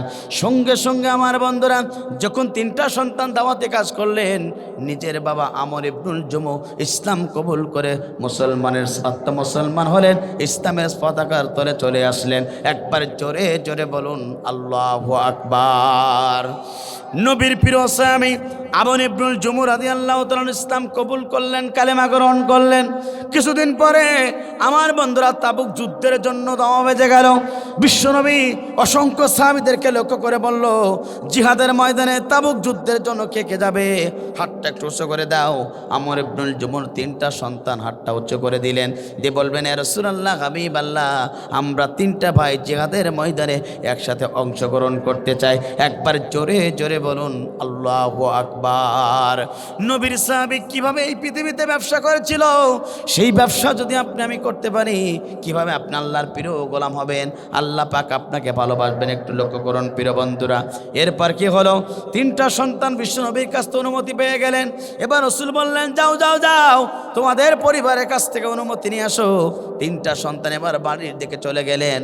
নিজের বাবাকে বললেন, আব্বা জান, তাবুক যুদ্ধের জন্য বিশ্বনবী দাওয়া বেজে দিল, অনুমতি পর্যন্ত দিয়ে দিল। ও আমার আব্বা জান, আপনি আমাদের 3 ভাইকে একটু অনুমতি দেন, আমরা জিহাদের ময়দানে অংশগ্রহণ করতে চাই। সঙ্গে সঙ্গে আমর ইবনুল জুমু বললেন, আমার সন্তান শুনে রাখো, তোমাদের 3 ভাইকে জিহাদের ময়দানে যাওয়ার জন্য আমি তোমাদের পিতা অনুমতি দিলাম। একবার জোরে জোরে বলুন আল্লাহু আকবার। 3টা সন্তান চলে গেল মায়ের কাছে। মার নাম ছিল হিন্দ। মায়ের কাছে বলল, আম্মা জান, 3টা ভাই জিহাদের ময়দানে যেতে চাই, আপনি আমাদের মা, আপনি আমাদের জন্য দোয়া করবেন, আমরা যেন শহীদের মা হতে, আপনি যেন শহীদের মা হতে পারেন, আমরা যেন শহীদ হতে পারি জিহাদের ময়দানে। আমার বন্ধুরা, নিজের সন্তানের জন্য নিজের মা দোয়া করলেন। পিতা এবং মায়ের কাছ থেকে দোয়া নিয়ে যখন রাসূলের দরবারের দিকে যাচ্ছেন, পিছন দেখতে বাবা বললেন, ও আমার 3 সন্তান, তোমরা একটু দাঁড়াও, তোমাদের সাথে কথা বলতে চাই। আমর ইবনুল চলে গেলেন 3টা সন্তানের কাছে, গিয়ে বললেন, ও আমার সন্তান 3 জন, শুনে রাখো, আমিও তোমাদের সাথে জিহাদের ময়দানে অংশগ্রহণ করতে চাই। 3টা সন্তান বলেন, আব্বা জান, আমরা তো শরীর ভালো, আমাদের সব কিছু ফিট আছে, জিহাদের ময়দানে যাব। ও আমার আব্বা জান, আপনার তো 2টা পা নষ্ট, এই নষ্ট পা নিয়ে কীভাবে আপনি জিহাদের ময়দানে যাবেন? কাফেরা তো আপনাকে তাড়াতাড়ি দুনিয়ার মাঝ থেকে বিদায় গ্রহণ করাবে। দীপ্ত কণ্ঠে রাসূলের প্রিয় সাহাবী আমর ইবনুল জুমু বললেন, আমার সন্তানেরা শুনে রাখো, আমার 2টা পা নেই, কিন্তু আমার মন বলে জিহাদের ময়দানে গিয়ে আল্লাহর জীবনটা আল্লাহর জন্য আমি উৎসর্গ করি। একবার জোরে জোরে বলুন আল্লাহু আকবার। 3টা সন্তান বললেন, বাবা আপনি একটু বাড়িতে অপেক্ষমান থাকেন, আল্লাহর কাছে দোয়া করেন, আপনি আমাদের জন্য দোয়া করেন, আমরা যেন শহীদ হতে পারি জিহাদের ময়দানে। 3টা সন্তান বাবাকে বাড়ি রেখে চলে গেলেন। সন্ধ্যা হয়ে গেল, মাগরিবের নামাজটা আদায় করলেন রাসূলের প্রিয় সাহাবী আমর ইবনুল জুমু। ঈশার নামাজটা আদায় করলেন, মন তো আর মানে না। ঈশার নামাজ আদায় করে এবার 2টা পা নষ্ট হামু গুড়ে দিতে দিতে রাসূলের দরবারে চলে গেলেন। রাসূলকে সালাম দিলেন, ইয়া রাসূলুল্লাহ, সালাম দিয়ে রাসূলের প্রিয় সাহাবী রাসূলের কাছে চলে গেলেন। রাসূল বিদ্যমান বসে ছিলেন। রাসূলকে বলেন, ইয়া রাসূলুল্লাহ, হাবিবাল্লাহ, আমি আমর ইবনুল জুমু, তাবুক যুদ্ধের জন্য যুদ্ধের দাওয়া বেজে গেছে, আপনি আমার 3টা সন্তানকে জিহাদের ময়দানে অংশগ্রহণ করার জন্য বলেছেন। ইয়া রাসূলুল্লাহ, হাবিবাল্লাহ, আমার 3টা সন্তানের জন্য আমি অনুমতি দিয়েছি, আমার স্ত্রী পর্যন্ত অনুমতি দিয়েছে। ইয়া রাসূলুল্লাহ, হাবিবাল্লাহ, আমারও মনের কামনা বাসনা হলো আমি আপনার সাথে জিহাদের ময়দানে অংশগ্রহণ করি। একবার জোরে জোরে বলুন আল্লাহু আকবার। রাসূলের প্রিয় সাহাবী আমর ইবনুল জুমু যখন এই কথা বললেন, সঙ্গে সঙ্গে বিশ্বনবী বললেন, আমর ইবনুল জুমু, তোমার 3টা সন্তান তো তাদের শরীর ফিটনেস আছে, সব কিছু ভালো, কিন্তু তোমার 2টা পা নষ্ট, তোমার প্যারালাইসিসের রোগী, তুমি কিভাবে জিহাদের ময়দানে রাসূলের সাথে কিভাবে জিহাদের ময়দানে যাবে? সঙ্গে সঙ্গে আমর ইবনুল জুমু বললেন, ইয়া রাসূলুল্লাহ, হাবিবাল্লাহ, আমি আপনার পাশে থাকবো, আমি আপনার পাশে থাকতে চাই। কাফেররা যখন আপনাকে টার্গেট করে তীর মারবে, আমি আমার বুকটাকে আগলে ধরবো, সমস্ত তীরগুলো আমার বুকের উপরে ঢুকবে, আপনি সুস্থ থাকবেন, নিরাপদে থাকবেন, নবীর সাহাবী দুনিয়ার মাঝ থেকে আল্লাহর মেহমান হয়ে চলে যাবে। এইটা হলো আমার বোর্ডের কামনা বাসনা। ইয়া রাসূলুল্লাহ, হাবিবাল্লাহ, আপনি আর দেরি করবেন না, আপনি আর দেরি করবেন না, আপনি তাড়াতাড়ি আমার অনুমতিটা দিয়ে দিন। সঙ্গে সঙ্গে আচ্ছা রাসূলের সাহাবী আমর ইবনুল জুমুর দুই চোখ দিয়ে পানি টপ টপ করে পড়া শুরু হয়ে গেল, মুখটা মলিন। আল্লাহ রাসূল বললেন, আল্লাহ রাসূল একটু অপেক্ষমান থাকলেন, একটু অর্থাৎ তিনি চুপ থাকলেন। আসমান থেকে ঘোষণা আসলো, রাসূল তুমি তোমার প্রিয় সাহাবী আমর ইবনুল জুমুকে জিহাদের ময়দানে যাওয়ার জন্য অনুমতি দিয়ে দাও। একবার জোরে জোরে বলেন আল্লাহু আকবার।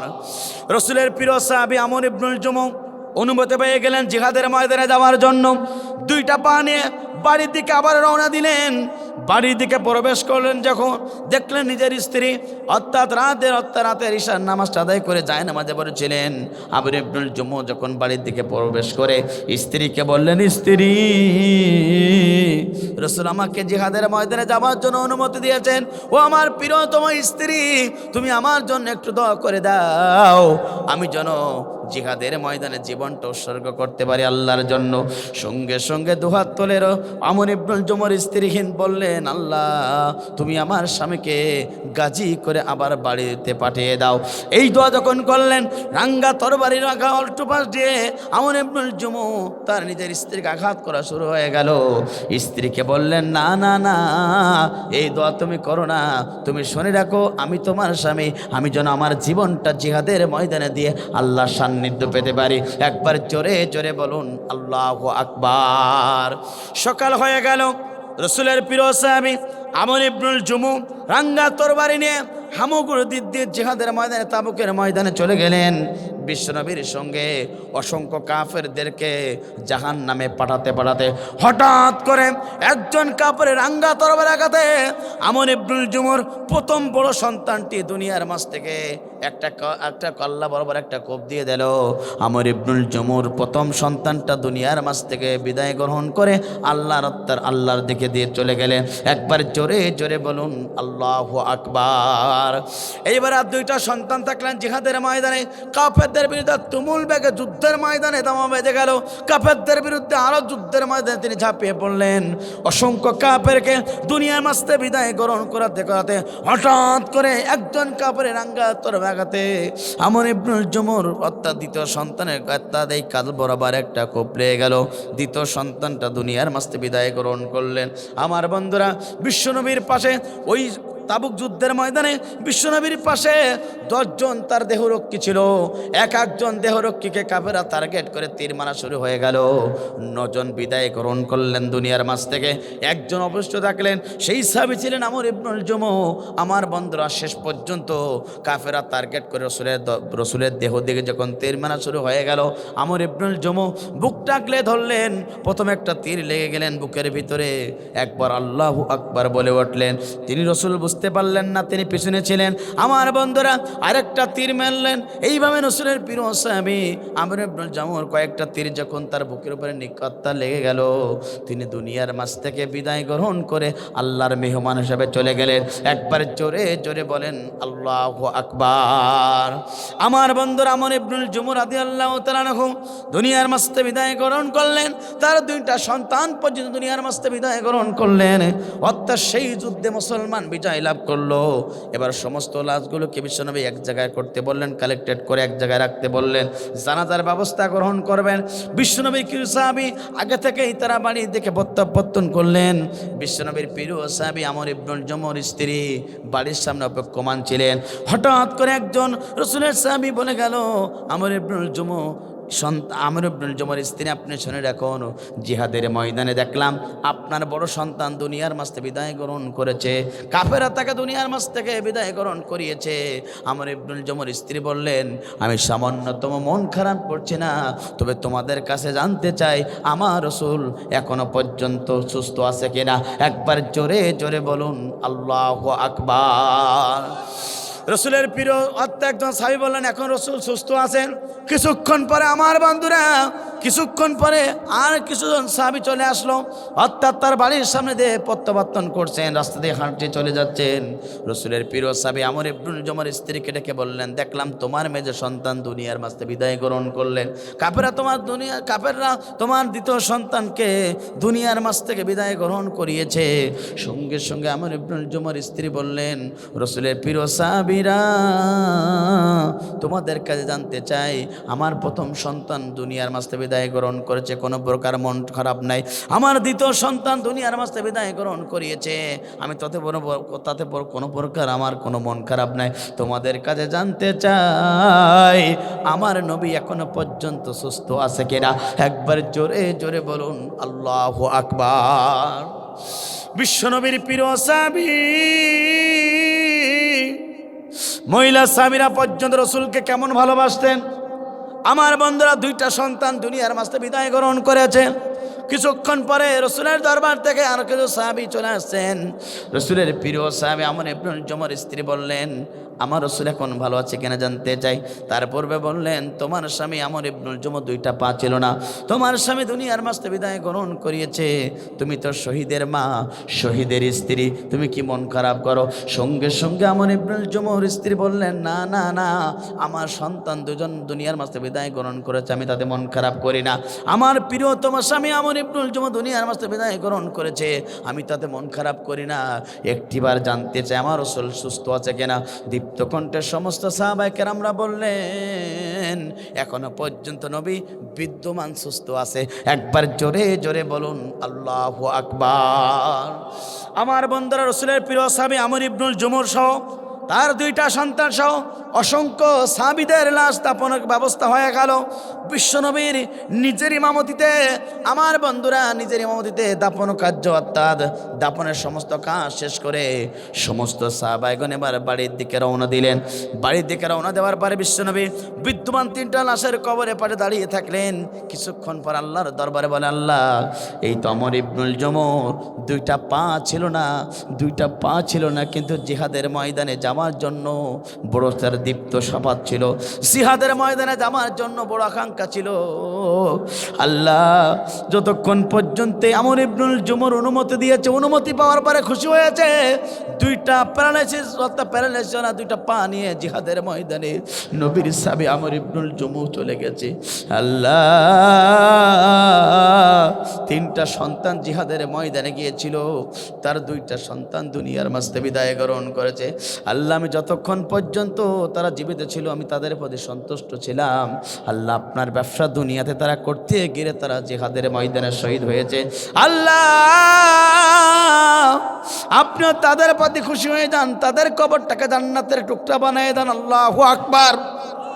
দুনিয়ার সমস্ত দোয়া ব্যর্থ হতে পারে, নবীর দোয়া কি ব্যর্থ হবে? জোরে বলেন হবে। আমরা সকলেই জানি আবু জেহেল, আমার বন্ধু আবু জেহেল কাবা চত্বরে মিটিং করে বিশ্বনবীকে মারার জন্য প্ল্যান করেছিল। বিশ্বনবী 2 রাকাত নামাজ পড়ার জন্য সেখানে দাঁড়িয়েছিলেন। আল্লাহ রসুলের পিঠের উপরে নাড়ি বুড়ি চাপাই দেওয়া হয়েছিল, রসুলকে কষ্ট দিয়েছিল, জুলুম নির্যাতন করেছিল। অর্থাৎ রসুলের কলিজার টুকরা ফাতেমা সেই নাড়ি বুড়িগুলা নিজের হাত দ্বারা তিনি হত্যা সরিয়ে ফেলেছিলেন। আমার বন্ধুরা, ওই কাবা চত্বরে বসে বিশ্বনবী দোয়া করেছিলেন, আল্লাহ, যারা আজকে মারার জন্য কাবা চত্বরে আমাকে হত্যার জন্য প্ল্যান করে, যারা আজকে আমাকে মারতে চায়, আমি তোমার কাছে দোয়া করি, আমি নবী বেঁচে থাকতে থাকতে তারা যেন দুনিয়ার মাঝ থেকে জাহান্নামী হয়ে যায়। একবার জোরে জোরে বলুন আল্লাহু আকবার। আমার বন্ধুরা, কাবা চত্বরে রাসূলের দোয়া কবুল হয়েছিল, আল্লাহ পাক কবুল করেছিলেন। বদরের প্রান্তরে মুআয এবং মাদের কাঁধে ওই 7 জন কাফের দুনিয়ার মাঝ থেকে বিদায় গ্রহণ করেছিল। আজ গোটা বাংলাদেশের মুসলমান দেখলো, কোরআনের পাকে আল্লামা সাঈদী বলেছিল, অন্যায়ভাবে তোমরা যদি আমাকে হত্যা করো, ক্ষমতার মাস্তাদে জালেমরা 1 বছর টেকতে পারবে না। আল্লামা সাঈদীকে হত্যা করে 1 বছর নয় 11 মাস 20 দিনের মধ্যে জালিমরা শাড়ি ছাড়া ব্রিটিশের মুখে আল্লাহ পাক পাঠিয়ে দিল। আল্লাহ পাক আছে না নাই? জোরে বলেন আছে না নাই? আমার বুবু খাইছে ধরা, আমার বুবু খাইছে ধরা, এবার তো আর রক্ষা নাই, আছে না নাই দেশে নাই, পালাই গেছে ইন্ডিয়ায়। কথা বলুন ঠিক না বেড়ে? আমার বুবু খাইছে ধরা, আমার বুবু খাইছে ধরা, এবার তো আর রক্ষা নাই। হাসিনা নাই দেশে নাই পালাই গেছে ইন্ডিয়ায়, হাসিনা নাই দেশে নাই পালাই গেছে ইন্ডিয়ায়। কথা বলুন ঠিক না বেটি? ওরে বুবু দিল্লির বামা বাড়ি, সে তাই বুবু দিছে পাড়ি। ওরে দিল্লি বুবু মামা বাড়ি, সে তাই বুবু দিছে পাড়ি। বীর যততা চাচ্ছে সবাই, বীর জনতা চাচ্ছে সবাই, বীর যতনা যাচ্ছে সবাই, বুবু তোমার ফাঁসি চাই। হাসিনা নাই দেশে নাই পালাই গেছে ইন্ডিয়ায়, হাসিনা নাই দেশে নাই পালাই গেছে ইন্ডিয়ায়। আমার বুবু খাইছে ধরা, আমার বুবু খাইছে ধরা, এবার তো আর রক্ষা নাই। হাসিনা নাই দেশে নাই পালাই গেছে ইন্ডিয়ায়। ও বুবু এ দেশে তোমার ঠিকানা, এ জন্মে আর হবে না। টুসকুরি আসো, টুসকুরি আয়নার ঘরে ঢোকাই দেবো। কথা বলুন ঠিক না বেঠিক? কেননা যে আয়না ঘরে আলেমদেরকে ঢুকিয়ে ঢুকিয়ে আলেমদেরকে তিলে তিলে শেষ করে দিয়েছ, যে আয়না ঘরে ঢুকে এদেশের ইসলামী আন্দোলন কর্মীদেরকে দুনিয়ার বাস্তবিদায় গ্রহণ করেছ, যে আয়না ঘরে ঢুকিয়ে অসংখ্য কোরআনের পাখিদেরকে হত্যা করেছ, ও আয়না ঘরে তোমার ঠিকানা। তুমি জালেম, তুমি স্বৈরাচার, ইসলাম বিরোধী, কোরআন বিরোধী, তোমার ইসলাম আয়না ঘরে ছাড়া এদেশের কোনো জায়গা হতে পারে না। এই কথা বললে তোমার চলে? এই কথা বললে অনেকের কলজা আগুন ধরে। সত্য কথা বললে পরে যেতে হবে কারাগারে, এমন আতঙ্ক ছিল বাংলার ঘরে ঘরে। কথা বলুন ঠিক না বেডে? তা বললে পরে যেতে হবে কারাগারে, এমন আতঙ্ক ছিল বাংলার ঘরে ঘরে। তবুও সত্য বলতে চাই, তবুও সত্য বলতে চাই, জালিম শাহিরি করি না ভয়, আমরা ইহুদির দালালদের করি না ভয়। আফসোস দুঃখ এখানে, এদেশের লাইট অফ করে 2013 সালে রাত 3টার পরে আফ্রাসদের বুকের উপরে দাঁড়িয়ে আফ্রাসদেরকে গুলি ছুড়ে পৃথিবীর বাস্তে বিদায় গ্রহণ করেছ। আগামী দিনে তোমাদের বিচার বাংলা জমিনে হবেই হবে, কোনো নাস্তিকের বাচ্চা ঠেকাতে পারবে না। তোমরাই বাংলাদেশের সবচেয়ে গোটা পৃথিবীর সম্পদ, বাংলাদেশের রত্ন কোরআনের পাখি আল্লামা সাঈদীকে হত্যা নির্বিচারে হত্যা করেছ। তোমাদের বিচার বাংলা জমিনে হবেই হবে, কেউ ঠেকাতে পারবে না। একটু মামু আসো, কেমন লাগে? অহংকারী করে বলতে খেলা হবে 41 সাল পর্যন্ত ফুটবল খেলবো, 2024 সালে 5 আগস্ট আল্লাহ পাক বোল আউট করে ছেড়ে দেন। সে আল্লাহ পাক আছে না নাই? জোরে বলেন আছে না নাই? সুতরাং এটা হচ্ছে কোরআনের দেশ, এটা হচ্ছে হাফেজের দেশ, এটা হচ্ছে বাংলাদেশের দেশ, এটা হচ্ছে মসজিদের দেশ, এটা হচ্ছে কোরআনের পাখি আল্লামা সাঈদীর রক্ত খচিত বাংলাদেশ। এই বাংলাদেশ নাস্তিক দেশ হতে পারে না। কথা বলুন ঠিক না বেঠিক? এদেশে হাফেজদেরকে জ্বালাইছো, আলেমদেরকে মিথ্যা মামলা দিয়েছো, ইসলামী আন্দোলনের কর্মী শহীদ মতিউর রহমান নিজামীকে হত্যা করেছো, শহীদ আলী হাসান মোহাম্মদ মুজাহিদকে হত্যা করেছো, এদেশের সম্পদ কামরুজ্জামানকে হত্যা করেছো। তোমাদের বিচার বাংলা জমিনে হবেই হবে। এই কথা বললে অনেকের এখন করে টুস করে আসবো। আসো মামু, আয়নাঘর রেডি, সব পাবা, ক্ষমতা পাবা না। কথা বলুন ঠিক না বেঠিক? আমার বন্ধুরা, আফসোস দুঃখ এখানে 16টি বছর ধরে কোরআনের তাফসীর করার কারণে অসংখ্য কমিটিকে তারা বেইজ্জত করেছে। এই দেশের কোরআনের তাফসীর মাহফিল হওয়ার কারণে অসংখ্য মাহফিল কমিটির কাছ থেকে তারা টাকা খেয়েছে। এদেশের কোরআনের তাফসীর মাহফিল আয়োজন করার কারণে, বক্তার কাছ থেকে সত্য কথা বলার কারণে বক্তার গাড়ি ভাঙচুর করেছে, বক্তার কাছ থেকে মাউথ প্যাচ করে নিয়েছে। মামু আশা আজকে তোমাকে বাংলার জমিনে বাংলার মুসলমান মাউথ প্যাচ করার সেই কেড়ে নেবার সুযোগ পাইলে তোমাকে ছাড়বে। আল্লাহ পাক আছে না নাই? আমার বন্ধুরা, রাগ করা যাবে না, সত্য কথা এটাই। কোনো জালিম স্বৈরাচারের পক্ষে কোনো মুসলমানের সন্তান থাকতে পারে না। যারা আযান শুনতে পারত না, যারা দেশে কোরআন তেলাওয়াত শুনতে পারত না, যারা দেশের ইসলামী আন্দোলন প্রতিষ্ঠা হোক, এরা যারা সহ্য করতে পারো না, হাফেজদেরকে যারা সহ্য করতে পারো না, টুপিওয়ালা ইসলামওয়ালা ব্যক্তিকে মৌলবাদ বলে তাদেরকে ঘরে কোরআন শরীফ রাখতে থেকে মামলা দেওয়া হতো। আমাকে পর্যন্ত 3টা বার অ্যাটাক করা হয়েছে। কোরআনের কথা বলার কারণে নাটোর থেকে বাড়ি যাওয়ার পথে আমাকে পর্যন্ত অ্যাটাক করে 17 দিন পর্যন্ত জেল খাটানো হয়েছে। আমার শ্বশুর গোটা বাংলাদেশের সম্পদ, গোটা বাংলাদেশে কোরআনে তাফসীর করে অধ্যাপক মাওলানা তৈবুর রহমান সাতক্ষীরা, যিনি আমার আত্মীয়, কোরআনের কথা বলার কারণে ওই চাঁপাইনবাবগঞ্জ থেকে তাকে ধরে রিভলভার দিয়ে তাকে চালান দেওয়া হয়েছিল। আমার বন্ধুরা, বাংলার জমিনে তোমাদের বিচার হবে, আজ হোক আর কাল হোক। যাদেরকে গরুর মতন টেনেছ সেই ট্রাইব্যুনাল দিয়ে তোমাদের এখন অবস্থা একই। সবাই বলছে দোয়া করো, কথা বলুন ঠিক না বেডে? আর কেবল দোয়া করো, দোয়া। এমন অপরাধ করেছো ভাই, কেউ মারা গেলে আসমান থেকে রহমত বর্ষিত হয়, আর কেউ মারা গেলে এদেশে মানুষেরা মিষ্টি বিতরণ করে। ইসলামী আন্দোলনের কর্মীরা কোরআনের কালেমার দাওয়াত দেওয়ার কারণে 2006 সালের 28 অক্টোবর এদেশে অসংখ্য মুসলমানদেরকে হত্যা করে।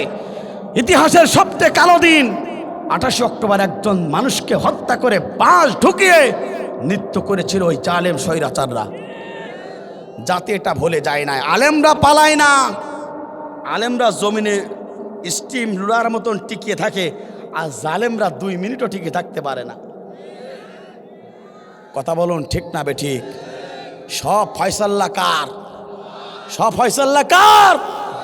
কোরআনের পাখি আল্লামা সাইদি বলেছিল, এমন একটা সময় আসবে, এমন একটা কাল আসবে, বেশি বাড়াবাড়ি করো না, 12 কোটি মুসলমান একটা নাড়া দেবে, মামুর বাড়ি দিল্লিকেই পড়বা। এত এত আকাশ থাকতি মামুর বাড়ি দিল্লিকেই জায়গা হলো। আরে কোরআনের পাখি আল্লামা সাইদি ছিল বাংলার সবচেয়ে বড় ওলি। কথা বলুন ঠিক না বেঠিক? যার কাছ থেকে কোরআনের তাফসীর শুনে হাজার হাজার ইহুদি নাস্তিকরা কালেমে পড়ে মুসলমান হলো। কথা বলুন ঠিক না বেঠিক? আল্লামা সাইদি বলেছিল, এই জালিমদের একদিন অবসান হবে, এই জালিমদের অবস্থা এমন হবে, ইন্দুত্তার ইঁদুরে গর্ত পর্যন্ত খুঁজে পাবে, এই জালিমরা ইঁদুরে গর্ত পর্যন্ত খুঁজে পাবে না। এখন সেই অবস্থা। কথা বলুন ঠিক না বেঠিক? ও বুবু, এ দেশে তোমার ঠিকানা এ জন্মে আর হবে না, কত মানুষ মারছো তুমি, কত মানুষ মারছো তুমি, জনতা আজ জানতে চাই, হাসিনা নাই দেশে নাই, পালাই গেছে ইন্ডিয়ায়। কথা বলুন ঠিক না বেটি? আমার বন্ধুরা, নবীর সঙ্গে সঙ্গে কবরের পাশে থাকলেন, দোয়া করলেন, দোয়া কবুল হয়ে গেল।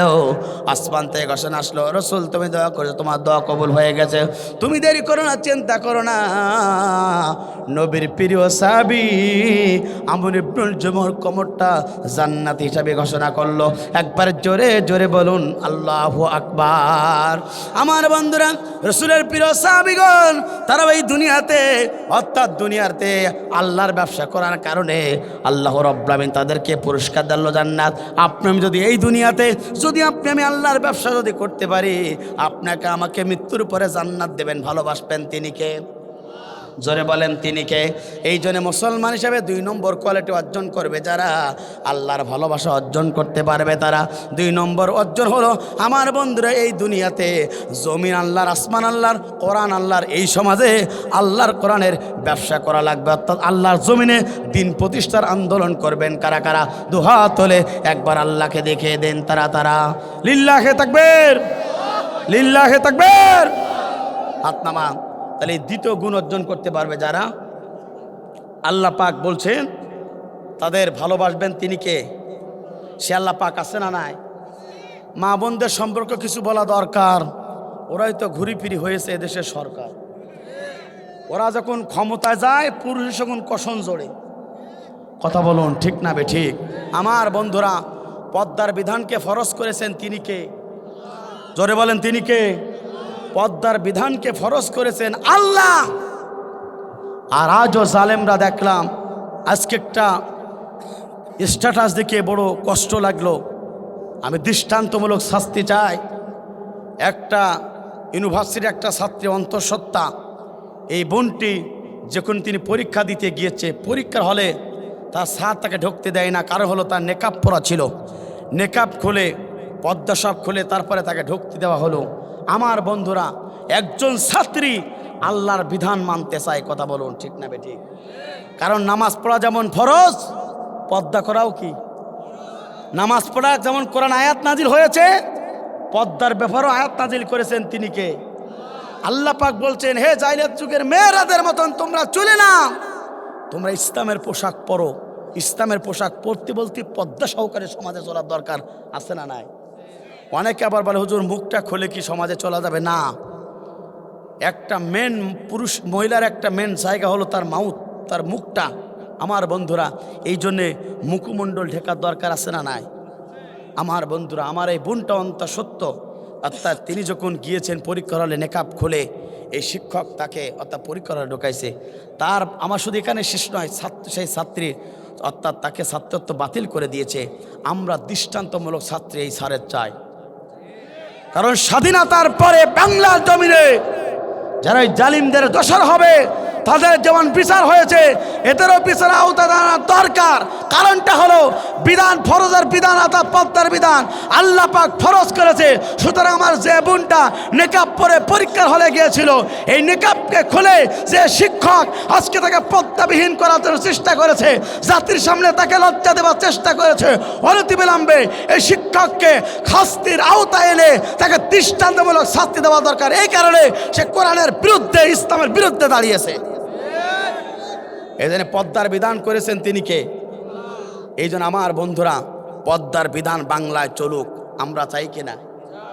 অনেকে বলে বাংলাদেশ জামাত ইসলাম ক্ষমতা গেলি এদেশের মেয়েরা নাকি একবারে সব বাড়ির মধ্যে থাকবে। আরে বাবা, এই চিন্তা করো না। কোরআনের বিধান যদি চালু হয়, এদেশের মেয়েরা সবচেয়ে শান্তিতে চলাচল করতে পারবে। কারণ কোরআনের বিধান মক্কায় চালু হয়েছিল, মেয়েরা সতীত্বর গ্যারান্টি চলে আসলো। যে দেশের মেয়েরা এখনো পর্যন্ত 50 টাকার জন্য নিজের সতীত্ব পর্যন্ত নষ্ট করে, কথা বলেন না কেন? যে দেশে 50 টাকার জন্য পতিতালয় এখন পর্যন্ত ওপেন করা হয়, কোরআনের রাত যেদিন থেকে কায়েম হবে, বাংলাদেশের মদের ফ্যাক্টরি সব গুঁড়ো গুঁড়ো করে ফেলবে। বাংলাদেশে যত পতিতালা আছে 1 ঘন্টার ভিতর সব গুঁড়ো গুঁড়ো হয়ে যাবে। এই জন্য আমার বন্ধুরা, বাংলার জমিনে কোরআন প্রতিষ্ঠা হলে এদেশের মেয়েরা, এদেশের পুরুষেরা সবচেয়ে গ্যারান্টি চলে আসবে, কথা বলুন ঠিক না বেঠিক? কারণ কোনো ছেলে মেয়ের দিকে আর তাকানোর সাহস পাবে না, কোনো ছেলে কোনো মেয়েকে নিয়ে পালাতে পারবে না, কোনো ছেলে কোনো মেয়ের পাশ ঘুরতে পারবে না। এই জন্য কোরআনের বিধান চালু হোক, এটা আপনি আমি চাই কিনা? আর এটা চালু হলে তো সবাই শান্তিতে থাকতে পারবে। এদেশে চোর, বটপার, দুর্নীতি সব বন্ধ হয়ে যাবে। কারণ চোর চুরি করলে যদি তার হাত কাটা হয়, ওই হাত কাটার মাই এই সমাজের কেউ বিবাহ করবে না, কথা বলেন না কেন? বিয়ে করার আগে চিন্তা করবে আমার শ্বশুর হাত কাটেছিল, চুরি করেছিল তাই, কথা বলুন ঠিক না বেঠিক? এদের কোরআনের বিধান চালু হলে আমাদের কোনো সমস্যা আছে? এই জন্য চাই আমরা এই বাংলার জমিনে কোরআনের বিধান চালু হোক, পর্দার বিধান চালু হোক, নামাজের বিধান চালু হোক। আর যে শিক্ষক আজকে আমার বোনকে নিকাব খোলা এই যে পর্দাহীন বানানোর চেষ্টা করেছে, তাকে শাস্তির আওতায় এনে দৃষ্টান্তমূলক শাস্তি আমরা দাবি করছি, কথা বলুন ঠিক না বেঠিক? আমার বন্ধুরা, সোনো পাউডার কিনি মরলাম আমরা, আর দেখি মজা মারল এলাকার ভ্যান চালকরা। ওরা যখন বাজারে যায় আমরা সব জোগাড়ি, ওরা সব মিস্ত্রি, আমরা সব এতিমের মতন পাঁচ ঘুরি, কথা বলুন ঠিক না বেঠিক? নিজের স্বামীর সামনে কোনো বউ সোনো আলতা পাউডার মেখে থাকে না, কিন্তু বাজারে গেলে 1 কান শাড়ি আর ঘরে থাকে না, কথা বলুন ঠিক না বেঠিক? আমার বন্ধুরা, এই জন্য মা বোনদেরকে বলবো, স্বামীর খেদমত করুন। যে স্বামী হাড় ভাড়া পরিশ্রম করে তোমাকে সুখে রাখার জন্য শীতের রজনীতে পর্যন্ত কাজ কাম করে, যে স্বামী তুমি ঘুমাই থাকো ফজরের পরে ওই মাঠে কামলা দিতে যায়, প্রচণ্ড ঠান্ডা, 500 টাকা 600 টাকা জনের দাম, সেই টাকা তোমাকে খুশি রাখার জন্য তুমি যা আবদার করো সেটাই তোমার জন্য দেয়। তুমি তোমার স্বামীর সামনে সুন্দরভাবে পোশাক পরিধান করো, তোমার স্বামীকে খুশি রাখার চেষ্টা করো, কথা বলুন ঠিক না বেটি? তোমার স্বামীর জন্য তুমি উৎফুল্ল জীবনযাপন করো, কথা বলুন ঠিক না বেটি? কিন্তু তা তো করে না, দুলাভাই আসলি মাথা খারাপ, কথা বলুন ঠিক না বেটি? এমন স্বামী, এমন পুরুষ, এমন মহিলা এই সমাজে আছে না নাই? আমার বন্ধুরা, তৃতীয় নম্বর গুণ এইটা বলে আমি শেষ করব, 5 মিনিট সময় চাই। যারা এই দুনিয়াতে আমার বন্ধুরা যারা তওবা করবে, যারা অপরাধ করার পরে যারা তওবা করবে, আল্লাহ পাক বলেন আমি রব্বুল আলামিন তাদেরকে ভালোবাসবো। একবার জোরে জোরে বলেন আল্লাহু আকবার। আল্লাহ পাক আয়াতের ভিতরে বলছেন, হে ইমানদারগণ, তোমরা তওবা করো, তওবার কত নাসওয়ার মতন তওবা করে নাও, নিজের জীবনটাকে পরিষ্কার পরিচ্ছন্ন করে নাও। যদি তোমরা এমনিভাবে তওবা করতে পারো, তাহলে 3 নম্বর কোয়ালিটি যারা অর্জন করতে পারবে, তারাই তো আল্লাহর প্রিয় গোলাম হবে, তারা আল্লাহর জান্নাত পাবে। আমার বন্ধুরা, এই আয়াতের ঘটনা, এই আয়াতের লোকে একটি সামান্য একটি ঘটনা বলতে চাই। আল্লাহ রসুলের কাছে একজন মহিলা সাহাবী আসলেন, এসে বললেন, হ্যাঁ রাসূলুল্লাহ, হাবিবাল্লাহ, আমি জিনা করেছি, আমি জিনা করেছি, আমি জিনা করেছি। ইয়া রাসূলুল্লাহ, আপনি আমাকে দুনিয়াতে কোরআন দিয়ে শাস্তি দিন, আপনি কোরআন দিয়ে দুনিয়াতে বিচার করুন। আল্লাহ রসুল বললেন, মহিলা সাহাবী, তুমি জিনা করো নাই? আমার বললেন, ইয়া রাসূলুল্লাহ, হাবিবাল্লাহ, আমি জিনা করেছি। নবী বললেন, না মহিলা সাহাবী, তুমি জিনা করো নাই। রাসূল সাল্লাল্লাহু আলাইহি সাল্লাম সঙ্গে সঙ্গে মহিলা সাহাবী বললেন, রাসূলুল্লাহ, আমি জিনা করেছি। 3 বার যখন মহিলা সাহাবী বললেন, আল্লাহ রসুল বললেন, ঠিক আছে, তুমি জিনা করেছো, তোমাকে কোরআন দিয়ে বিচার করা হবে। তবে তোমার কাছ থেকে জানতে চাই, তুমি জিনা করার কারণে তোমার পেটে বাচ্চা আছে কিনা জানতে চাই। মহিলা সাহাবী কিছুক্ষণ স্টপ থাকলেন, চুপ থাকলেন, বললেন, রাসূলুল্লাহ, আমার মনে হচ্ছে আমার পেটের ভিতরে বাচ্চা এসেছে। আল্লাহ রসুল বললেন, তুই অপরাধ করেছো, তোমার সন্তান তো অপরাধ করে নাই। সুতরাং যতক্ষণ পর্যন্ত এই সন্তান ভূমিষ্ঠ না হবে, তোমার ততক্ষণ পর্যন্ত তোমাকে কোরআন দিয়ে বিচার করা হবে না। একবার জোরে জোরে বলেন আল্লাহু আকবার। আমার বন্ধুরা, বিশ্বনবীর মহিলা সাহাবী বিশ্বনবীকে বললেন, ইয়া রাসূলুল্লাহ, হাবিবাল্লাহ, তাহলে আমি কি করতে পারি? আপনার কাছ থেকে একটি বারের জন্য জানতে চাই, আপনি আমার জন্য দোয়া করে দেন। রাসূল বললেন, তোমার জন্য দোয়া করলাম, কিন্তু মহিলা সাহেব বলেন, রাসূলুল্লাহ, হাবিবাল্লাহ, আমি সেই পর্যন্ত বেঁচে থাকবো, আপনি গ্যারান্টি দিতে পারবেন? রাসূল বললেন, না না না, আমি সেই পর্যন্ত গ্যারান্টি দিতে পারবো না, তবে তোমার জন্য দোয়া করব। আমার বন্ধুরা, মহিলা সাহাবী বিশ্বনবীর কাছ থেকে চলে গেলেন। 10 মাস 10 দিন হতে গেল, কিন্তু এই 10 মাস 10 দিন প্রতিদিন তিনি ক্রন্দন করেন, তওবা করেন, আল্লাহর কাছে ক্ষমা চান, আল্লাহ আমি জিনা করেছি, আপনি আমাকে মাফ করে দেন। কাঁদতে কাঁদতে চোখের পানি এইভাবে প্রতিদিন পর্যন্ত তিনি ফুরিয়ে ফেলালেন। 10 মাস 10 দিন হয়ে গেল। আমার বন্ধুরা, এই মহিলা সাহাবীর বাচ্চারা ডেলিভারি হয়ে গেল, অর্থাৎ ডেলিভারিটা হয়ে গেল, 3 দিন অতিবাহিত হয়ে গেল। শরীরটা অসুস্থ, এই অসুস্থ শরীরটা নিয়ে ওই বাচ্চাটাকে বাড়িতে রেখে চলে আসলেন বিশ্বনবীর কাছে। ইয়া রাসূলুল্লাহ, হাবিবাল্লাহ, আমার সন্তান ভূমিষ্ঠ হয়েছে, আপনি এবার আমাকে কোরআন দিয়ে বিচার করুন। আল্লাহ রাসূল বললেন, ও মহিলা সাহাবী, তুমি তো অপরাধ করেছো, তোমার সন্তান তো করি নাই, সুতরাং তোমার প্রতি তোমার সন্তানে 2.5 বছর দুধ পান করা হক রয়েছে। ও মহিলা সাহাবী, শুনে রাখো, এই সন্তান যতক্ষণ পর্যন্ত দুধটাকে যখন পর্যন্ত অর্থাৎ না ছেড়ে দেবে, ততক্ষণ পর্যন্ত তোমাকে বিচার করা হবে না। আমার বন্ধুরা, মহিলা সাহাবী বলেন, রাসূলুল্লাহ, তাহলে কি করতে পারি? বললেন, তুমি বাড়িতে চলে যাও, ওই সন্তানটাকে তাড়াতাড়ি মানুষ করো।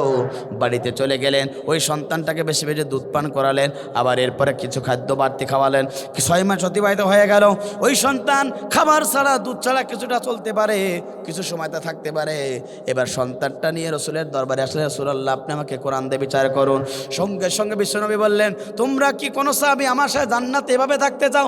সাহাবারা বললেন, রাসূলুল্লাহ, যে আমি থাকতে চাই। বললেন, শুনে রাখো, এই মহিলা সাহাবীর সন্তানটা যে লালন পালন দায়িত্ব নিয়ে নেবে, আমি নবী বলছি, জান্নাতের ভিতরে আমার সাথে সেই সাহাবী থাকবে। এইভাবে একবার জোরে জোরে বলুন আল্লাহু আকবার। আমার বন্ধুরা, একজন সাহাবী দৌড় দিয়ে ওই বাচ্চাটাকে কোলে তুলে নিলেন। ওই বাচ্চাটাকে কোলে তুলে তিনি খুশি হয়ে গেলেন, রাসূলও খুশি হয়ে গেলেন। আমার বন্ধুরা, আবু বকর, ওমর এবং আলীকে বললেন, যাও যাও, মহিলাকে মরুর প্রান্তে নিয়ে যাও, মাদস্তক বলে পাথর মেরে তাকে দুনিয়ার মাঝে বিদায় গ্রহণ করিয়ে দাও। ওই মহিলা সাহাবীকে আমার বন্ধুরা নিয়ে গেলেন মরুর প্রান্তরে, মাজা পর্যন্ত তাকে কেড়ে ফেললেন। এবার পাথর মারা হয়ে গেল। পাথর মারতে মারতে সব শেষ হয়ে যাবে যখন, আলী রাদিয়াল্লাহু তাআলা হাতে 2টা পাথর ছিল, একটা পাথর যখন মেরে দিল। ওই মহিলার কপাল বাড়াবার লেগে গেল, ফিঙ্কি দিয়ে রক্ত বের হয়ে গেল। কিছুটা রক্ত রসুলের প্রিয় সাহাবী চতুর্থ খলিফা হযরত আলী রাদিয়াল্লাহু তাআলা জামাই পড়লেন। তিনি নাটকা ছিটকালেন, তিনি বললেন একজন জেনাকার মহিলার রক্ত আমার গায়ে লেগেছে। তিনি বোধ করলেন। আমার বন্ধুরা আরেকটা পাথর মারলেন, ওই মহিলার কপাল বরাবর রক্ত লেগে গেল। দুনিয়ার মাঝ থেকে মহিলা সাহাবী বিদায় গ্রহণ করলেন।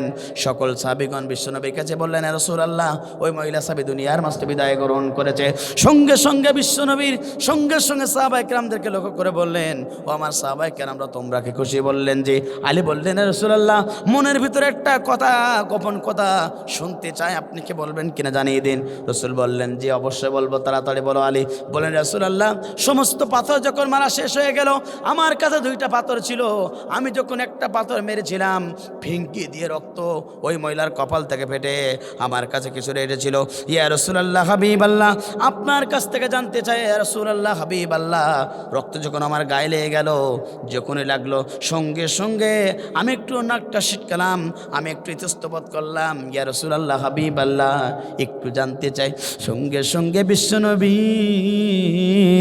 সাহাবায়ে কেরামদেরকে লক্ষ্য করে বলল, আলী শোনো শোনো শোনো, তুমি যে কাজটা করতে, তুমি যে নাক ছিটকাচ্ছ, শোনো, ওই মহিলা সাহাবী এতটাই ক্রন্দন করেছিল, এতটাই কেঁদেছিল, এতটাই ইস্তেগফার করেছিল, এতটা আল্লাহর কাছে ক্ষমা চেয়েছিল, শেষ পর্যন্ত তার চোখ দিয়ে আর পানি বেরোতো না, রক্তর নালা পর্যন্ত তার চোখ দিয়ে হয়ে গেল। ও নবীর সাহাবীগণ, তোমরা শুনে রাখো, শুনে রাখো, ওই মহিলা সাহাবী এতটা তওবা করেছিল, যদি এই তওবাগুলো 70 জন জাহান্নামীদেরকে যদি দেওয়া হতো, 70 জন জাহান্নামী তারা জান্নাতি হিসাবে ঘোষণা আসতো। একবার জোরে জোরে বলুন আল্লাহু আকবার। নবীর সাহাবীগণ, তোমরা শুনে রাখো, শুনে রাখো, নবীর সাহাবীরা তোমরা শুনে রাখো, ওই মহিলা সাহাবীর তওবাকে আল্লাহ পাক কবুল করেছে, আল্লাহ পাক তাকে মাফ করে দিয়েছে, বিনিময়ে তাকে জান্নাতি হিসাবে ঘোষণা আসলো।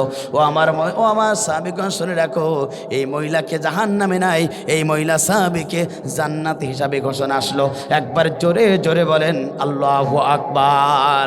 আজকে নওগাঁর মা বোনেরা, মানদার মা বোনেরা, আপনাদেরকে বলতে চাই, নবীর সাহাবীর মহিলা সাহাবীগণ যেমনিভাবে জীবন করেছিল, অপরাধ করেছিল, আল্লাহর কাছে তওবা করেছিল, এই জন্য মা বোনদেরকে বলতে চাই, জীবনে যত গুনাহ করেছো, আল্লাহর পাজায় নামাজে বসে আল্লাহর কাছে মাপ চাও, আল্লাহর কাছে ক্ষমা চাও। আল্লাহর কাছে মাপ চাইলে, ক্ষমা চাইলে আল্লাহ পাক সেই গুনাহ আল্লাহ পাক মাফ করতে পারে।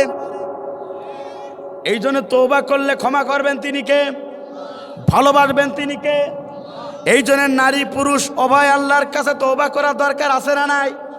আপনার আমার নবী, বিশ্ব নবী, যে নবীর পরের এবং পূর্বের সমস্ত গুনাহ খাতাগুলোকে আল্লাহ রাব্বুল আমিন মাফ করে দিয়েছেন, সেই নবী পর্যন্ত হাদিসের ভিতরে পাওয়া যায়। হযরত আবু হুরায়রা রাদিয়াল্লাহু তাআলা আনহু হতে বর্ণিত হাদিসটা বিশ্ব নবী বর্ণনা করেছেন, রাসূলুল্লাহ সাল্লাল্লাহু আলাইহি ওয়াসাল্লাম দিনে 70 বার ও প্রায় 100 বার আল্লাহর কাছে তওবা করতেন। কথা বলুন ঠিক না বেঠিক? বিশ্ব নবী যদি বেগুনাহ, তিনি যদি 70 থেকে 100 বার তওবা করতে পারে, আপনি আপনার চোখ দ্বারা, মুখ দ্বারা, হাত দ্বারা, পা দ্বারা, জবান দ্বারা কত আমরা গুনাহ করছি। আমার বন্ধুরা, প্রতিদিন 100 বার উপরে আল্লাহর কাছে তওবা করার দরকার আছে না নাই? জোরে বলেন আছে না নাই? আমরা কত গুনাহ করেছি। সর্বশেষ আমরা যখন ঘুমাতে যাব, 100 বারের বেশি তওবা করব। কারা কারা? দুহাত তুলে আল্লাহকে দেখিয়ে দেই তারা তারা। ইনশাআল্লাহ হাত নামান। আমরা তওবার জন্য যখন ঘুমাতে যাব, তাবাস্তাগফিরুল্লাহ রাব্বি মিন কুল্লি জামবি ওয়া আতুবু ইলাইহি লা হাওলা ওয়ালা কুওয়াতা ইল্লা বিল্লাহিল আলিয়্যিল আযীম। আল্লাহ, আমি কত অপরাধ করেছি, আপনি আমাকে মাফ করে দেন, আপনি আমাকে মাফ করে দেন, আপনি আমাকে ক্ষমা করে দেন। যদি প্রতিদিন আপনি এইভাবে ক্ষমা চান, আপনাকে আল্লাহ রাব্বুল আমিন ক্ষমা করবেন। আরে ভাই, আপনি যদি বেগুনাহ হয়ে আল্লাহর কাছে ফিরে যেতে পারেন, আপনাকে ভালোবাসবেন তিনি কে? এই জন্য তওবা করবে যারা, দুনিয়াতে অহংকার মুক্ত হবে তারা।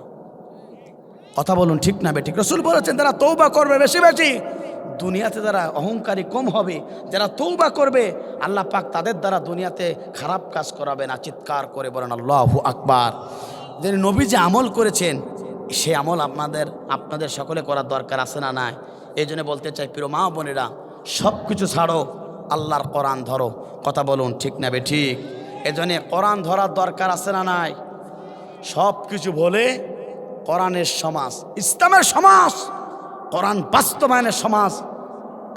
আমরা সকলে মিলে যে ঐক্যবদ্ধভাবে থাকি, এই সমাজ কোরআন দ্বারা পরিবর্তন হতে বাধ্য। কথা বলুন ঠিক না ঠিক? পয়েন্ট বলেছি কয়টা?